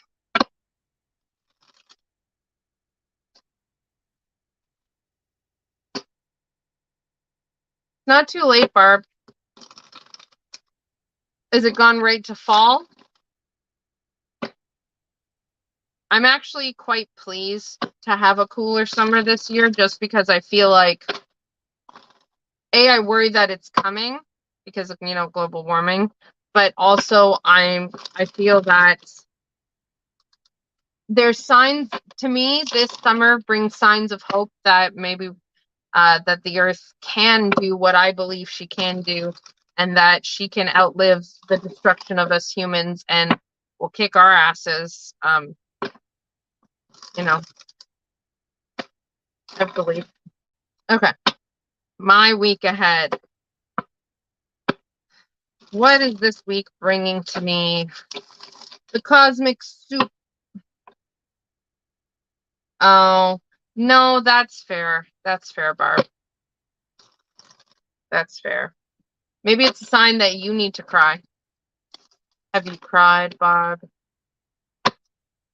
Healing from burnout sucks, and it can take a long time, a lot longer than we'd like it to, and I'm still waiting for your birth details. Do you know what time you were born, Barb? Can I look at your chart, please? Please, please, please. Just for funsies, just for myself.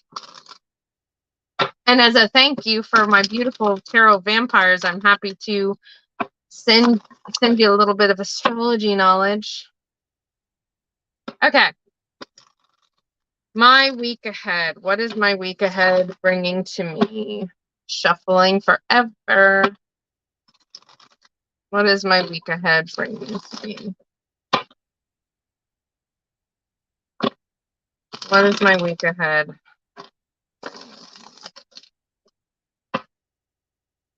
Okay, Barb, just send me details. Energy. Nope. One, please. Energy. You have to land. Energy.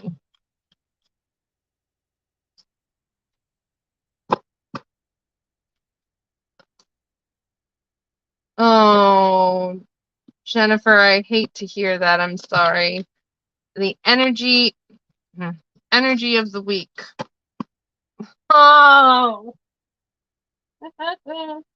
No. Oh.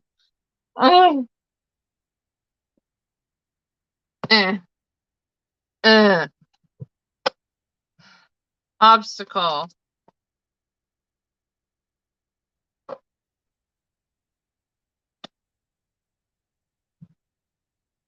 I don't want these cards. I don't like them. They're not my friend. They're not my friend anymore. Advice.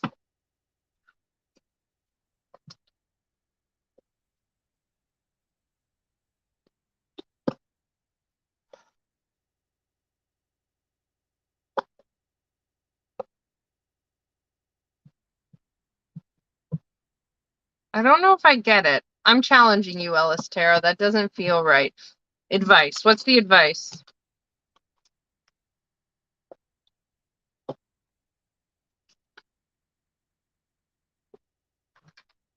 Oh.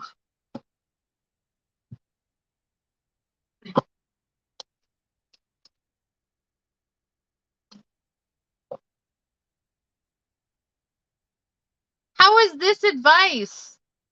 Someone tell me how the Eight of Swords is advice.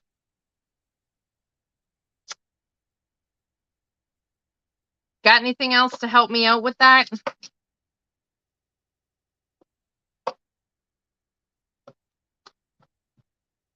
Advice for this bullshit.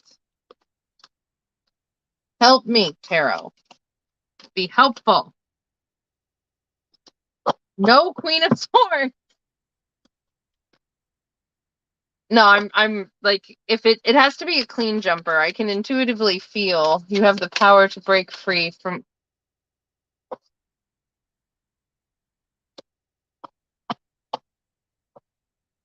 I want to break free.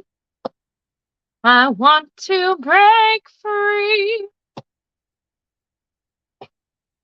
Love that song. That gets stuck in my head a lot. What the fuck? I'm a bitter bitch right now. Let's see. I need blue. I need the pentacle color, and I need the swords color. Do not struggle. Avoid taking action. Keep negative thinking in check. You know, Dawn, listen, you with your logic and your reasoning. Listen with your reason.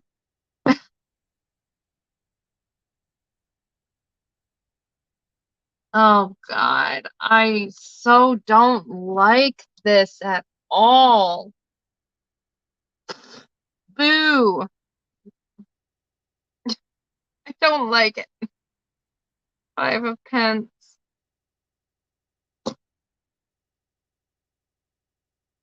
Oh. 8 of Swords. And 4 of Cups. Guys, y'all, I'm sad for me. I am sad for me. Okay. Deep breaths, Kyra. Deep breaths. Oh, excuse me. I'm also burpy. See, my cards sound fun on the surface. Oh, what are your cards, Steph? Come on. Share the pain. Okay. Ace of Wands, Hanged Man, and 6 of Cups. That's spicy. All right, I'm gonna put these aside for a minute. Actually, no, I'm not going to do that. I'm going to check my deck and wheel. After a Sunday with family, I'd be lucky to have those cards. These cards? These ones, Savannah? These ones. So, are you newer to my walking away from what isn't serving you? You have support if you ask for it. Thank you, Beth, and hi. I don't know when you joined us, but hi, love. It's good to see you, love. Love, love, love, love, love, love. These cards. Okay. I know on the surface, we all know that these cards, when they're not yours, always seem better. And there are certainly worse cards. Oh, I know, Savannah. I know. Now I'm using this opportunity to rant like a little whiny bitch because I'm feeling like a little whiny, depressed, squishmallow blob bitch. So I'm going for it. So be you in the middle of your family and it's telling that you need to remember that you can escape anytime you want. That's possible, Barb. Let me tell a story about this fucker. I feel like I talked about this recently in like a daily video.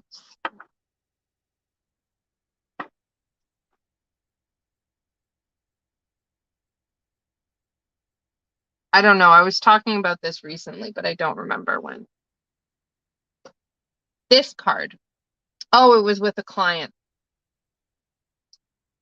So if for those watching the replay or who are in the chat who don't know this, I tried doing one month in my journals last year in September. For August, I got the Hermit was my monthly card. And I had this huge feeling leading up to August, like really needing to withdraw and go back into myself and remove myself from all of the outer influences. And so I was trying to do that. So because sometimes when you, especially if you have strong Libra, sometimes you get lost in the influence of others. You get lost in the mirroring with others, which you often need to help figure your shit out, and you can lose yourself in it. So sometimes you need to step back and refocus. And for me, the only way I can do that is if I remove as many external influences as possible. There, that's nicer for now. And then September, this was my monthly card. And I was like, what am I going to be? And I was terrified. I was going to have like my marriage blow up because I have abandonment issues and I'm always afraid of my marriage blowing up. I was terrified it was going to be something I really didn't want to emotionally walk away from. A part of me thought it was going to be about a spiritual community that I'm a part of, that I didn't like stuff that was going on. And then September hit. I started my videos and it was going good. And then one day, I think it was September 13th, I got a text from my sibling-in-law asking if they could come sleep at our house. And I knew it was bad because they'd never reached out. They never asked to come over before. We weren't like in a bad relationship or anything. We just weren't super close. And I, of course, said yeah. And they came and slept on our couch. And that is where they lived with us for 2 months. And in those 2 months, or sorry, 2.5 months, it was September, it was the half of September, and then it was all of October and all of November, and they moved out the beginning of December. And in that time, a whole bunch of family drama and toxicity and abuse came up. And that's when we ended up cutting off and cutting contact with the entirety of my wife's family, minus like 3 people. My wife's 2 siblings and a grandmother who, though she is still connected with the family, is very, very respectful of our boundaries. so much that we feel we can still trust her. She would not break our trust as parents, so we're still in contact with her. And even though she might not agree with everything, she's a person that we know loves and wants always the best to support her grandkids. Her grandkids being my wife and her siblings. So, and her great grandson being my child. So we cut contact. I like being on the left side. And in those 2 months leading up to it, I packed my entire house in under a week. We almost moved. My family was incredibly traumatized. I almost admitted myself into a mental facility, not because I was hurting myself, but because I literally just felt like I was breaking into a million pieces. The back and forth, the manipulation.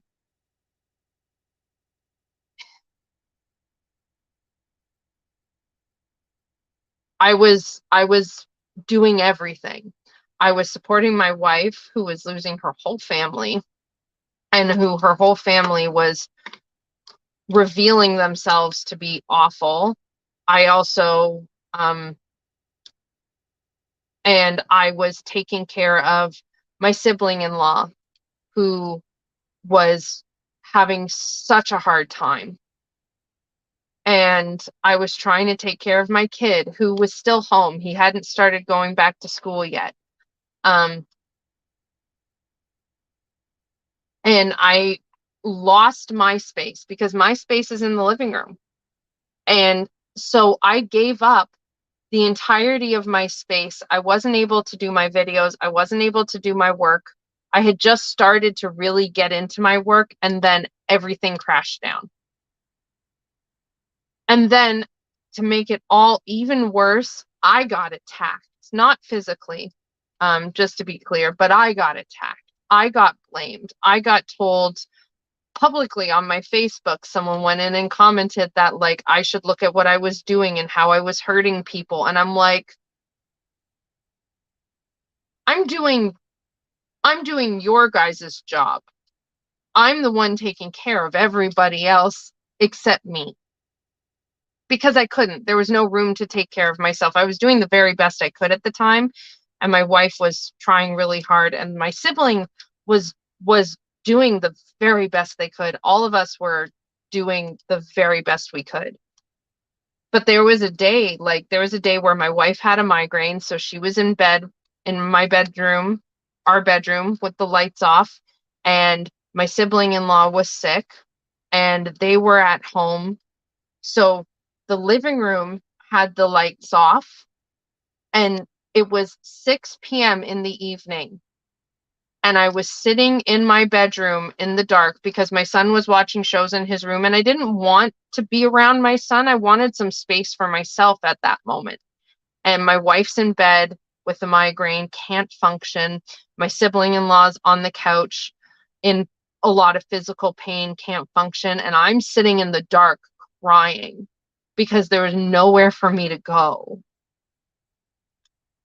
I had my entire space packed up because we almost moved. We got a place and it got snaked out from under us by that landlord. Turns out that was for the best. At the last minute, I packed my entire house single-handedly, all by myself, in less than a week. And then my desk was covered in boxes for months, for weeks. And it all started when the fucking Eight of Cups was my card. So I'm a little bit traumatized by this card. It turned out to be really one of those things that really sucked and brought some really amazing gifts.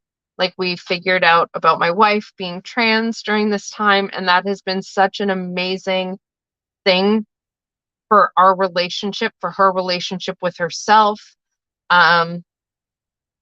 It set off, like, it was the Eight of Cups. It was also like the Tower. It set off this beautiful chain reaction.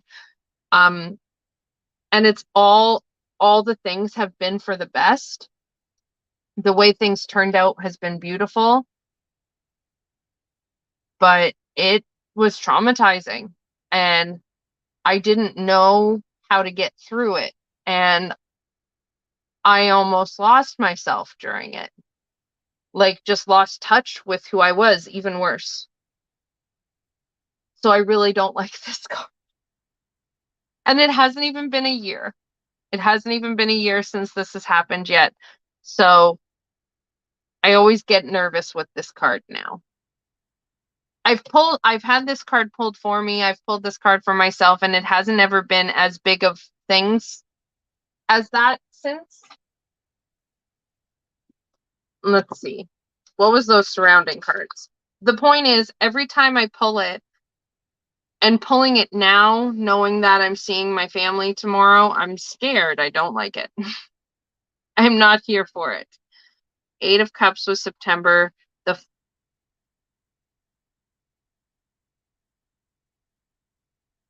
You're not going to fucking believe this.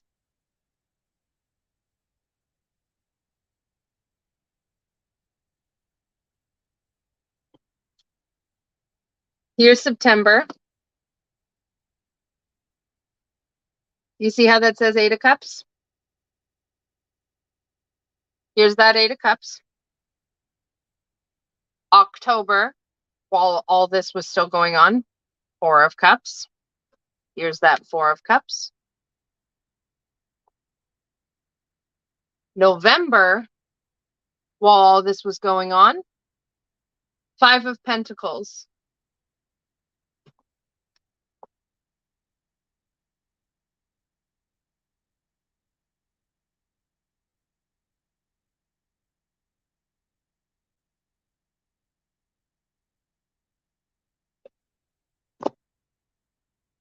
It's not just the 8 of Cups. I have my card from that. I have, my brain is like, what the fuck? This period was September, October, and November. Here are those 3 cards that I had for that period: September, October, November. And I've just pulled them for this weekly spread altogether.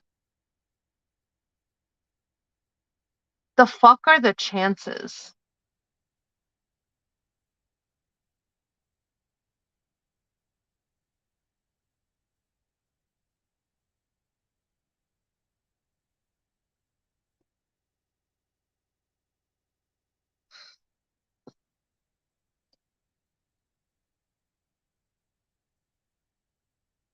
I'm seeing all your comments, and they're wonderful.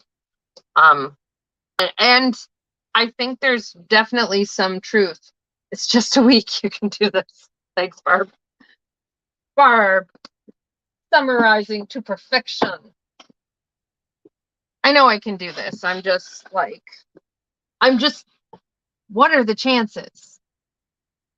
And Beth, I happen to agree, in a sense. Like, this to me seemed like I didn't even remember that these were my following cards. It seems to me very obvious that this week I need to remember what I learned through that time in my life. I wanted to show you, I just can't believe it. I want to show you all another technique thing I do. So let me just get it ready. Hold on one second.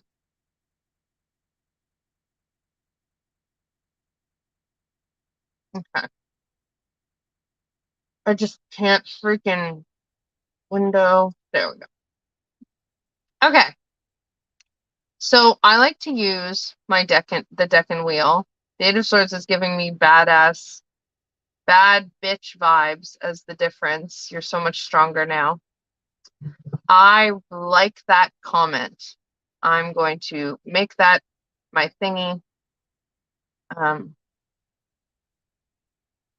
you see my Deccan wheel big, or is it small? Is it big or small? Are you seeing it big or small?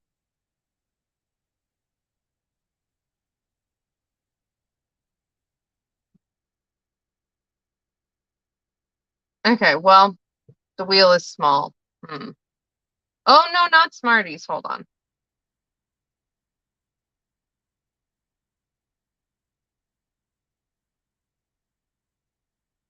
Oh, I think I know what to do then. Okay, let's try this. Okay, so big. Can you still hear me?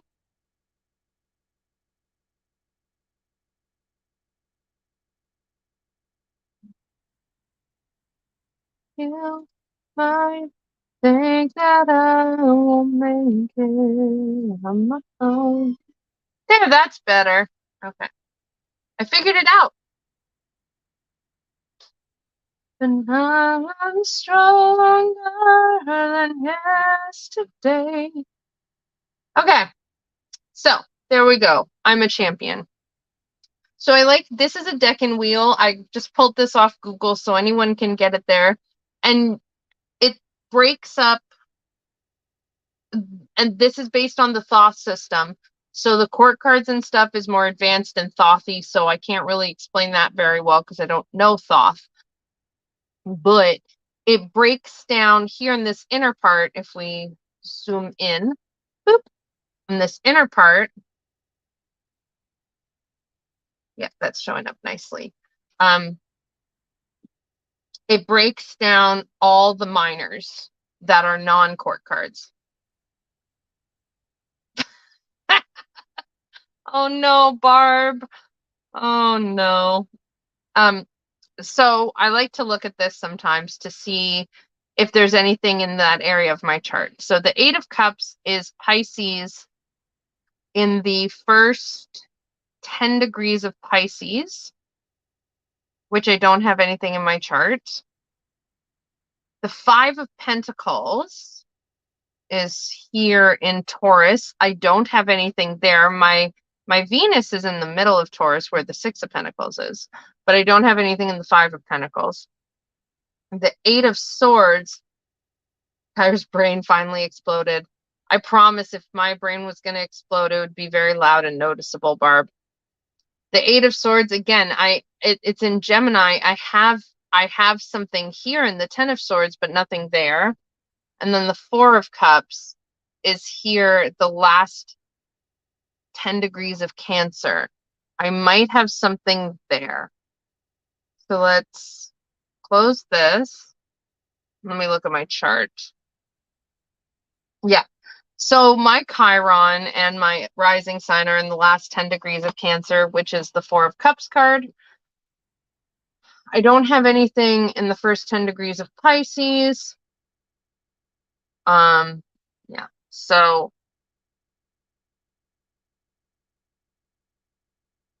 one of the advice cards is a card.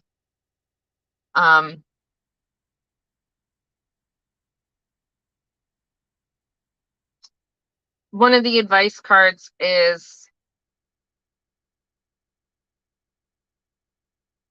oh my God, my brain,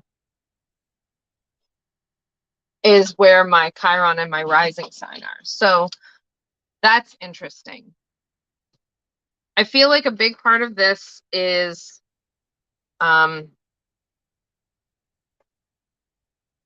remembering the lessons I learned through the trauma last year.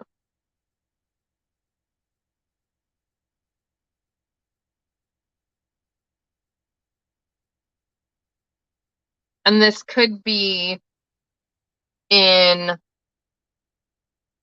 remembering, this could be because I'm going to see my family and I'm going to have to be pulling myself out of that because my family, like most people's, my family is my kryptonite. It could be lots of things. I'm not sure. I think because I'm overwhelmed.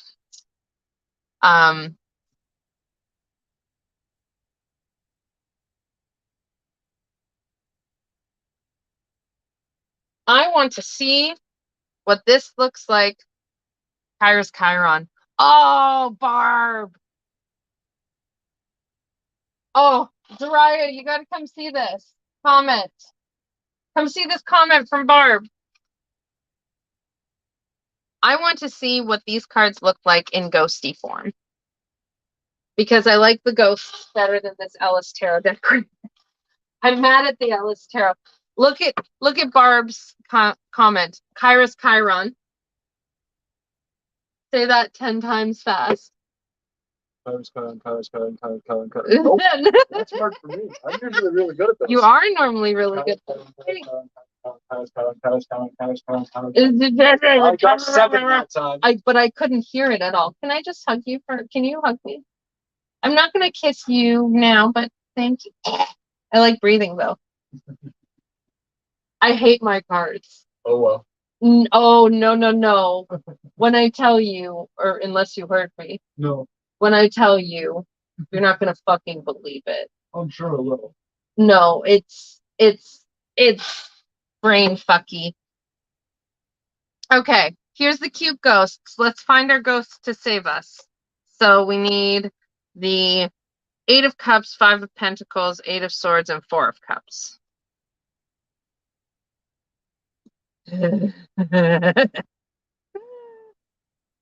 Sparklies.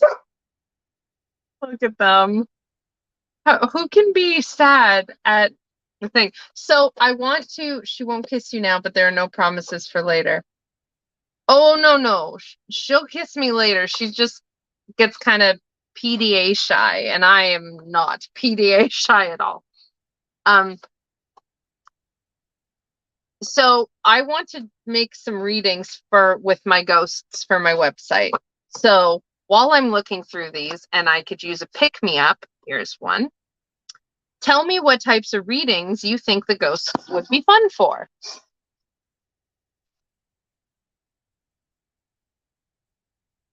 What type of readings could we create for the ghosties?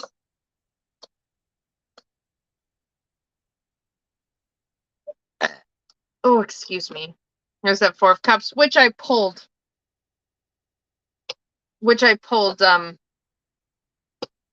earlier. It's not like I wanted her to like full on make out with me right now in public.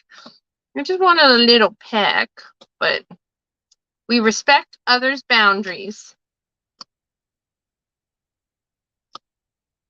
So what types of readings would be super fun to use these ghosts for? I also want to make some readings. Oh yeah, that was really, I like them too for myself, for my emotions, because this deck just feels like me in all my childhood gooiness. 5 of Pentacles and 8 of Swords.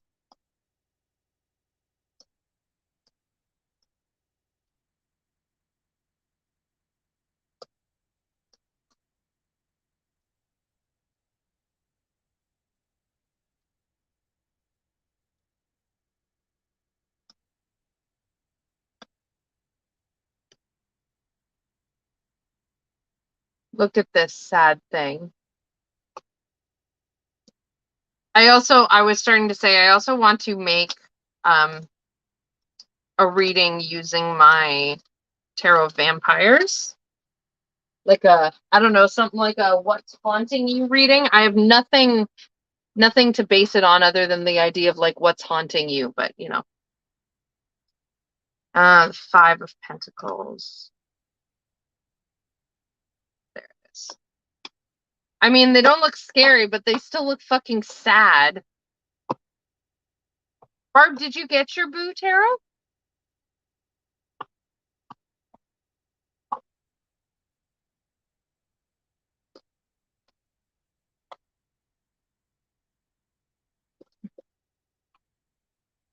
I actually got some of these recently, didn't I? I got the 4 of Cups for the emotionally I need.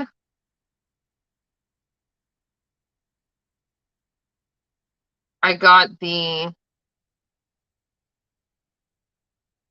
Didn't I pull some of these recently too?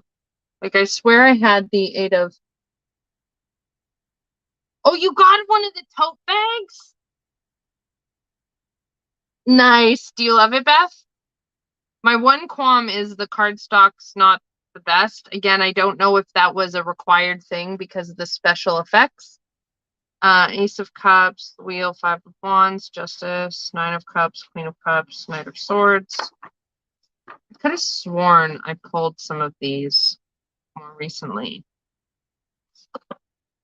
I guess not. Oh wait, my daily cards. Let's just stop.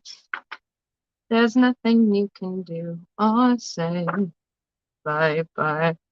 I've had enough. I'm not your property. Bum, bum, bum, bum, bum.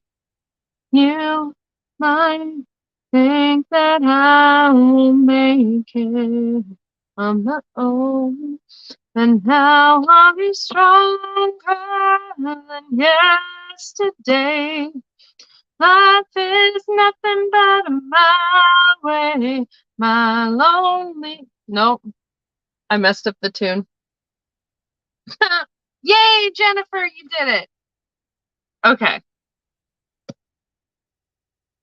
This is still very overwhelming. I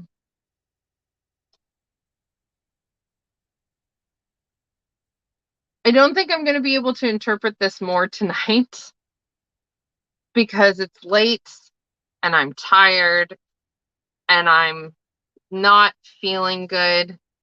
And this is a lot for my brain. I don't want to end on a stupid sour note though. And I know I didn't do my task list, but I want to do that tomorrow. It's just the task list just feels boring, so I'm just not going to do it right now. And my focus and my witchy planning, I'm going to do tomorrow. I'll make sure to show what I've done. Maybe I'll be able to film a little bit on Sunday after I get back from my family stuff, because I should be back early enough that I could film something Sunday for Monday. I will, Jennifer, I promise. But like I said, I don't want to end on a sour note. So, does anyone have any last questions you're like curious about as me as a that sentence just went nowhere. It does look like an emotional week, Jennifer. You're right. You are correct. Does anyone have any like anything, any burning questions, any nosy questions about my life? You can ask me anything. I won't get mad at any questions. I can't guarantee I'll answer them, but I'll probably answer a lot.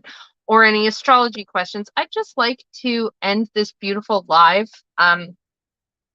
Not on me being like, now that I'm emotionally overwhelmed with this bullshit reading.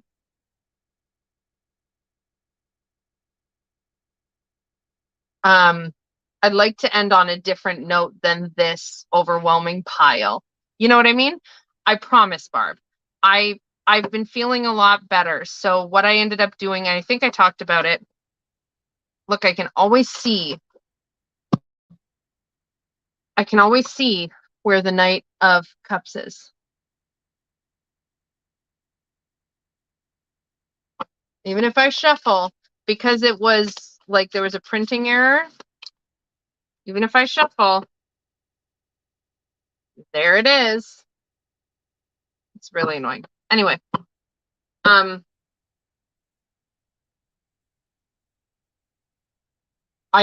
been feeling a lot better since that big breakdown. The problem was that my brain goes very black or white thinking.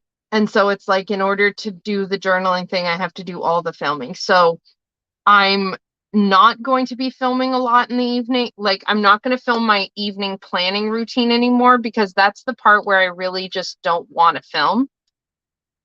I won't push myself to film tomorrow. I just think there's a chance that filming tomorrow could be spending some time in my journal and filming for you guys could be a nice way to like shake off some of the visit with my family, depending on how that goes. So if I'm feeling like that would be helpful, then I was going to film. So anyone got any questions for me? Anything at all. You can ask about my witchy practice. You can ask about tarot. You can ask about astrology. Anything, so we just don't end on a note of overwhelming tarot cards. Anything at all. No pressure. Please, someone. No, I'm teasing. I'm teasing. I do have some stuff I'm excited for.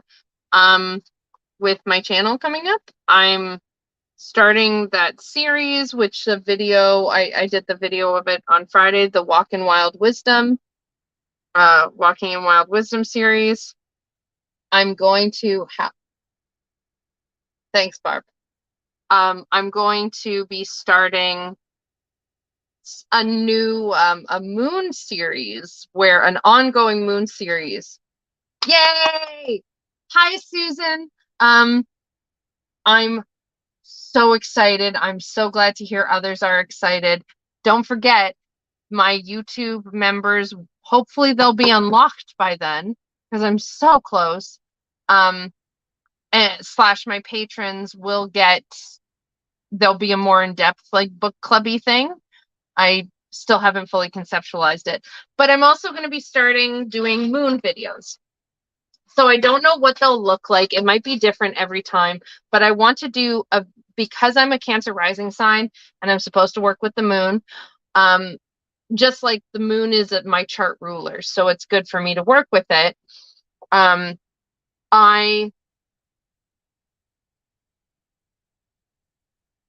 want to do a video for the full moon and the new moon every month. I don't know what they'll look like, but I want to do that. So that's a thing that's going to be starting. And I think we're just going to be imagining how they look as we go. But that's a thing that I'm doing. And I'm going to be introducing some more like themed videos. I also am wanting to, actually, this is fun. Let's end on this and y'all tell me if you are interested. I had an idea. So in Lisa's hot takes, I bet a bunch of y'all have seen Lisa's hot takes. She mentioned Anatomy of a Witch Oracle cards. I have, oh my God. I have the book. And I messaged her. Fuck off, Barb. You know who. I messaged her and I told her that I think Laura Tempest Zakroff, she does things in very her work is, I want to say deep, but I don't mean that like other oracle decks that don't do this aren't deep. I just mean Laura Tempest Zakroff goes all the fuck in. And I love her work. I'm just tucking my weekly cards over where they belong. I love Laura Tempest Zakroff's work. I've read Weave the Liminal. It's a really amazing book. I was so excited for this. So for those who don't know, hold on, Barb. This book is Embodied Witchcraft for Wisdom, Connection, and Power. This book is a guide to the most magical tool in your possession, your body. Not just your flesh and blood body, but also your symbolic witch body, the conduit for bringing the material and metaphysical worlds together. Within these pages, you will explore hands-on magical practices, exercises, and sigils related to your witch lungs, heart, bones, mind, and the spiraling path of your inner serpent. Magic flows most freely when you are in tune with your intuition and the power of your true self. Through dozens of activities, prompts, spells, and rituals, Anatomy of a Witch helps you connect with the seen and unseen worlds, your ancestors, and your living community. Discover the profound correspondences between your body, the mythos of tarot, and the 5 elements. Practice rituals and activities for protection, warding, rebalancing your home, and embracing your body despite the limiting beliefs that society foists upon us. This book teaches you how to tap into your personal power as you make a pilgrimage to the inner workings of your true self.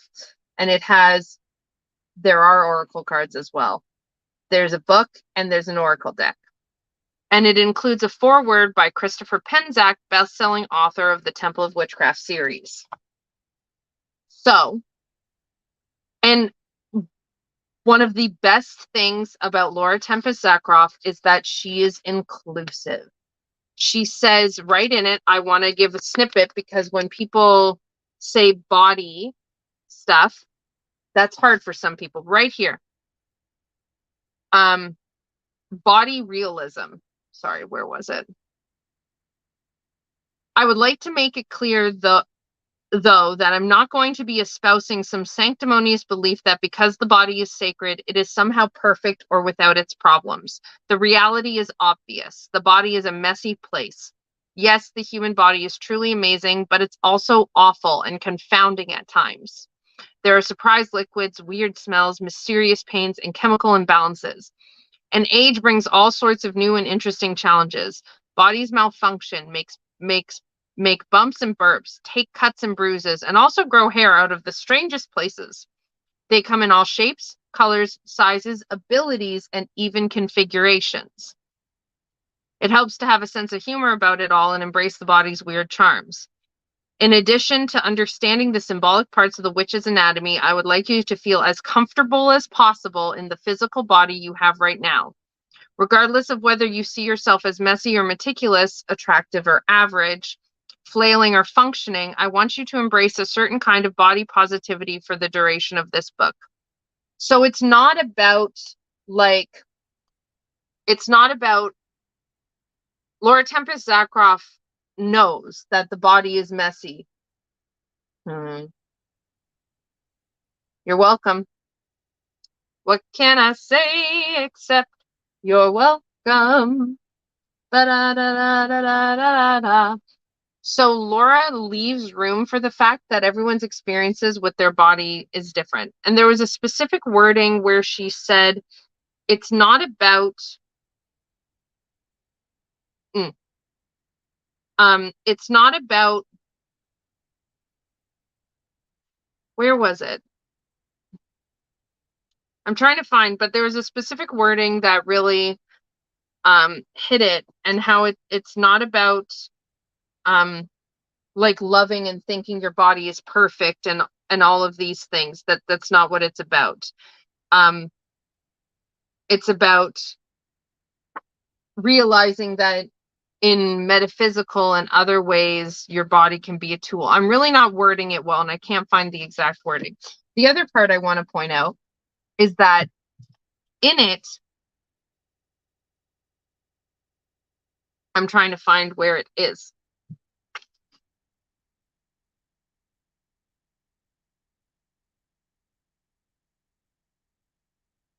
This part. What makes a witch truly a witch? Is it how you dress, the words you say, the tools you use, the beauty of your altar, or the size of your library? These things may hint at a witchy life, but they do not define or make the witch. Furthermore, being a witch is not determined by your age, background, whether or not you work with gods, or what's in or not in your pants. The witch has many forms, all ages, shapes, genders, sexualities, and colors. Magic exists outside the limitations of all those boundaries. So there's no turfiness of like a witch is a woman. You have to have a uterus in order to be a witch and blah, blah, bullshit, blah. None of that exists in this. Laura doesn't do that shit. She's amazingly inclusive. So even though the topics of this book could probably bring some triggers, there's space from what I've seen so far, and I trust in Laura Tempest Zakroff's work that there's space for us from all sorts of different walks of life to find our way through this book in a way that is beneficial to us. So I'm really excited about this book. I was waiting for it to come out. I finally got it for my birthday this year for myself, and I haven't read it. This is where I am. I suspect that the Oracle deck is like how Lisa in the thing was talking about, Lisa was talking about how like there was a card that just said hands. And Laura Tempest Zackroff does have an Oracle deck preview where she talks about it, and it looks like the Oracle deck is built to work directly in connection with this kind of a book and to work off the themes that you learn and embody and all this by doing this work in the book. So it very much seems like the two go together much more than Weave the Liminal, her other book, which I do own, goes with her Liminal Spirits Oracle. It seems like this and the Anatomy of a Witch Oracle go hand in hand. So what I was thinking was it'd be heckin' cool to get myself a copy of the... Oh, that's cool. I want to get myself the Oracle deck, and I want to do some videos with... I don't know how yet because I haven't read the book and I haven't got the deck, but I want to explore working with this book and the Oracle deck together. And I thought that would be a really cool other potential like running series. I don't know how long it would run or anything, but I thought it could be a really cool... Oh, here, look, I happen to open to hands. The hands can be extremely useful in channeling and directing energy. So, like, at the very least, by reading through this book and comparing it to the Oracle cards, I could put my own keywords on the Oracle cards. The included color book explores deeper meanings and guides you toward potential remedies with a message, keywords, and a prescription for each card. That's really cool. So this is my thought. I think I'm going to do this, but I'd love to know if this sounds interesting to you all, for me to get the Oracle and work through the book with... I haven't figured out the lines if I would want to do it fully publicly or what, but I want to get the Oracle and work through it with the book and do at least some of the working through the Oracle and the book together on my channel. What do you think? Pause for dramatic effect. Did you pre-order the Oracle, Barb?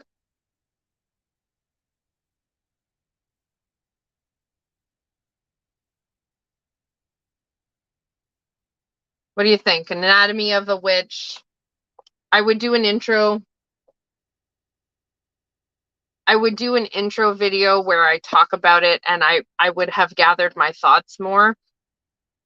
But Laura's work is so nice. Her work is truly incredible. I highly recommend... Weave the Liminal is one of my starter witch books I recommend. But this one I'm so excited for it.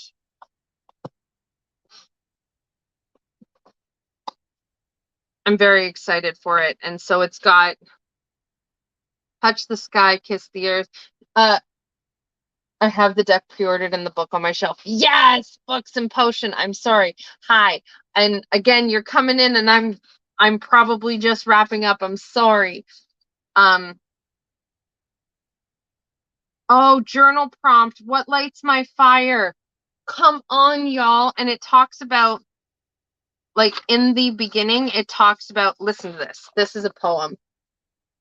The witch's body is a constellation of stars, eyes that pierce the darkness, lips that speak in song and silence, ears attuned to the voices of spirits, lungs that breathe the liminal, a heart of fire pulsing in ecstatic dance, hips full of serpent wisdom, fingers that weave the mysteries, and feet that kiss the earth. How beautiful is that? That's the introduction. This is my this is my witchcraft. This is my home base. This is what I feel. This is my paganism. This is it.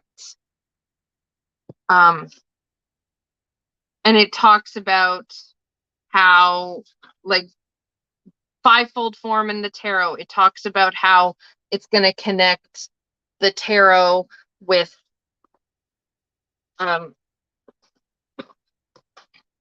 it's funny. I was told when I was a kid I'd make a really great salesperson, and now I'm enabling people to buy books and tarot or oracles. But it talks about how there's magic in the number 5, the witches, the anatomy of the witch, lungs, heart, serpent, bones, and mind. That's 5 things. And how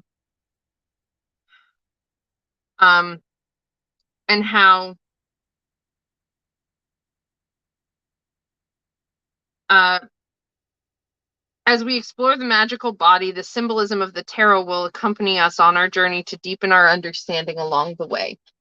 And I wonder if I can corrupt Lisa to join us for this journey. Anyways, that's my idea of another, like, ongoing kind of event series thing I want to do on the channel to some capacity. There might be like more in-depth videos for my patrons or for my paid peoples, if that's YouTube membership, but I want to do that. I'm so excited that Barb and Beth sound interesting. And books and potions. What the hell is your name? Do you have a name I can call you? I don't remember. I'm sorry. Anyways, let me know about the name. I have to start saying goodbye now. If you and Lisa both have memberships, maybe it can be. Oh.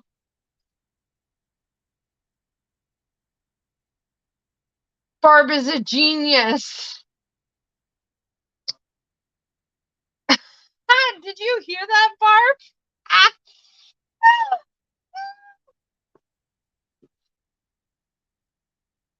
Talisha. Did I say that okay? Talisha, not Talisa. Talisha, because there's a sh, right? Did I say that okay? It's very important to me. It's very important to me to get people's names right. Perfect. Thank you so much for confirming that, Talisha. I really appreciate it. Because you deserve to have your name fucking said properly. Don't even get me started on people mispronouncing names. I once got called, back when I was a kid, my last name is Langevin, and I once got called Rebecca Lingerie. Perfect. Thank you. And Barb Z said, I said Barb's a genius, and Z said, yeah, I could imagine that. Oh, sorry, she just corrected me. She said she could have guessed that. She could have guessed you're a genius, Barb. Okay. So I'm going to have to send Lisa a message with Barb's brilliant idea and see if I can corrupt her, because that would be a lot of fun. That would be so much fun. I will do some videos with the anatomy of the witch publicly for the channel. I promise. I just would like to potentially go really, like how I'm going to do the wild wisdom, where some of it's public and then some of it's private on my memberships. I'm going to do it something that way, but there will be free content about the anatomy of the witch book and oracle. But I'm going to let y'all go because it's 11 p.m. here. Thank you so much for joining. For those watching the playback, thank you for listening. Talisha, since you're here, I told a hard story during my live. So when you watch the replay, I don't know what time it was at, but when you watch the replay, it gets emotional. So just fair warning. Thank you, everyone. Please don't forget to thumbs up, subscribe, check out my sale before it is over. I love working with y'all. If you have any questions ever, you can send me an email at thecraftedwitchery@gmail.com and ask about my services, or ask about astrology, all of that shit. You know how it goes. But I'm going to end it here. Good night, everyone. Thank you so very much. I will see y'all. Thank you, Barb. Barb is the best. I will see you all very, very, very soon. Lots of love. Bye.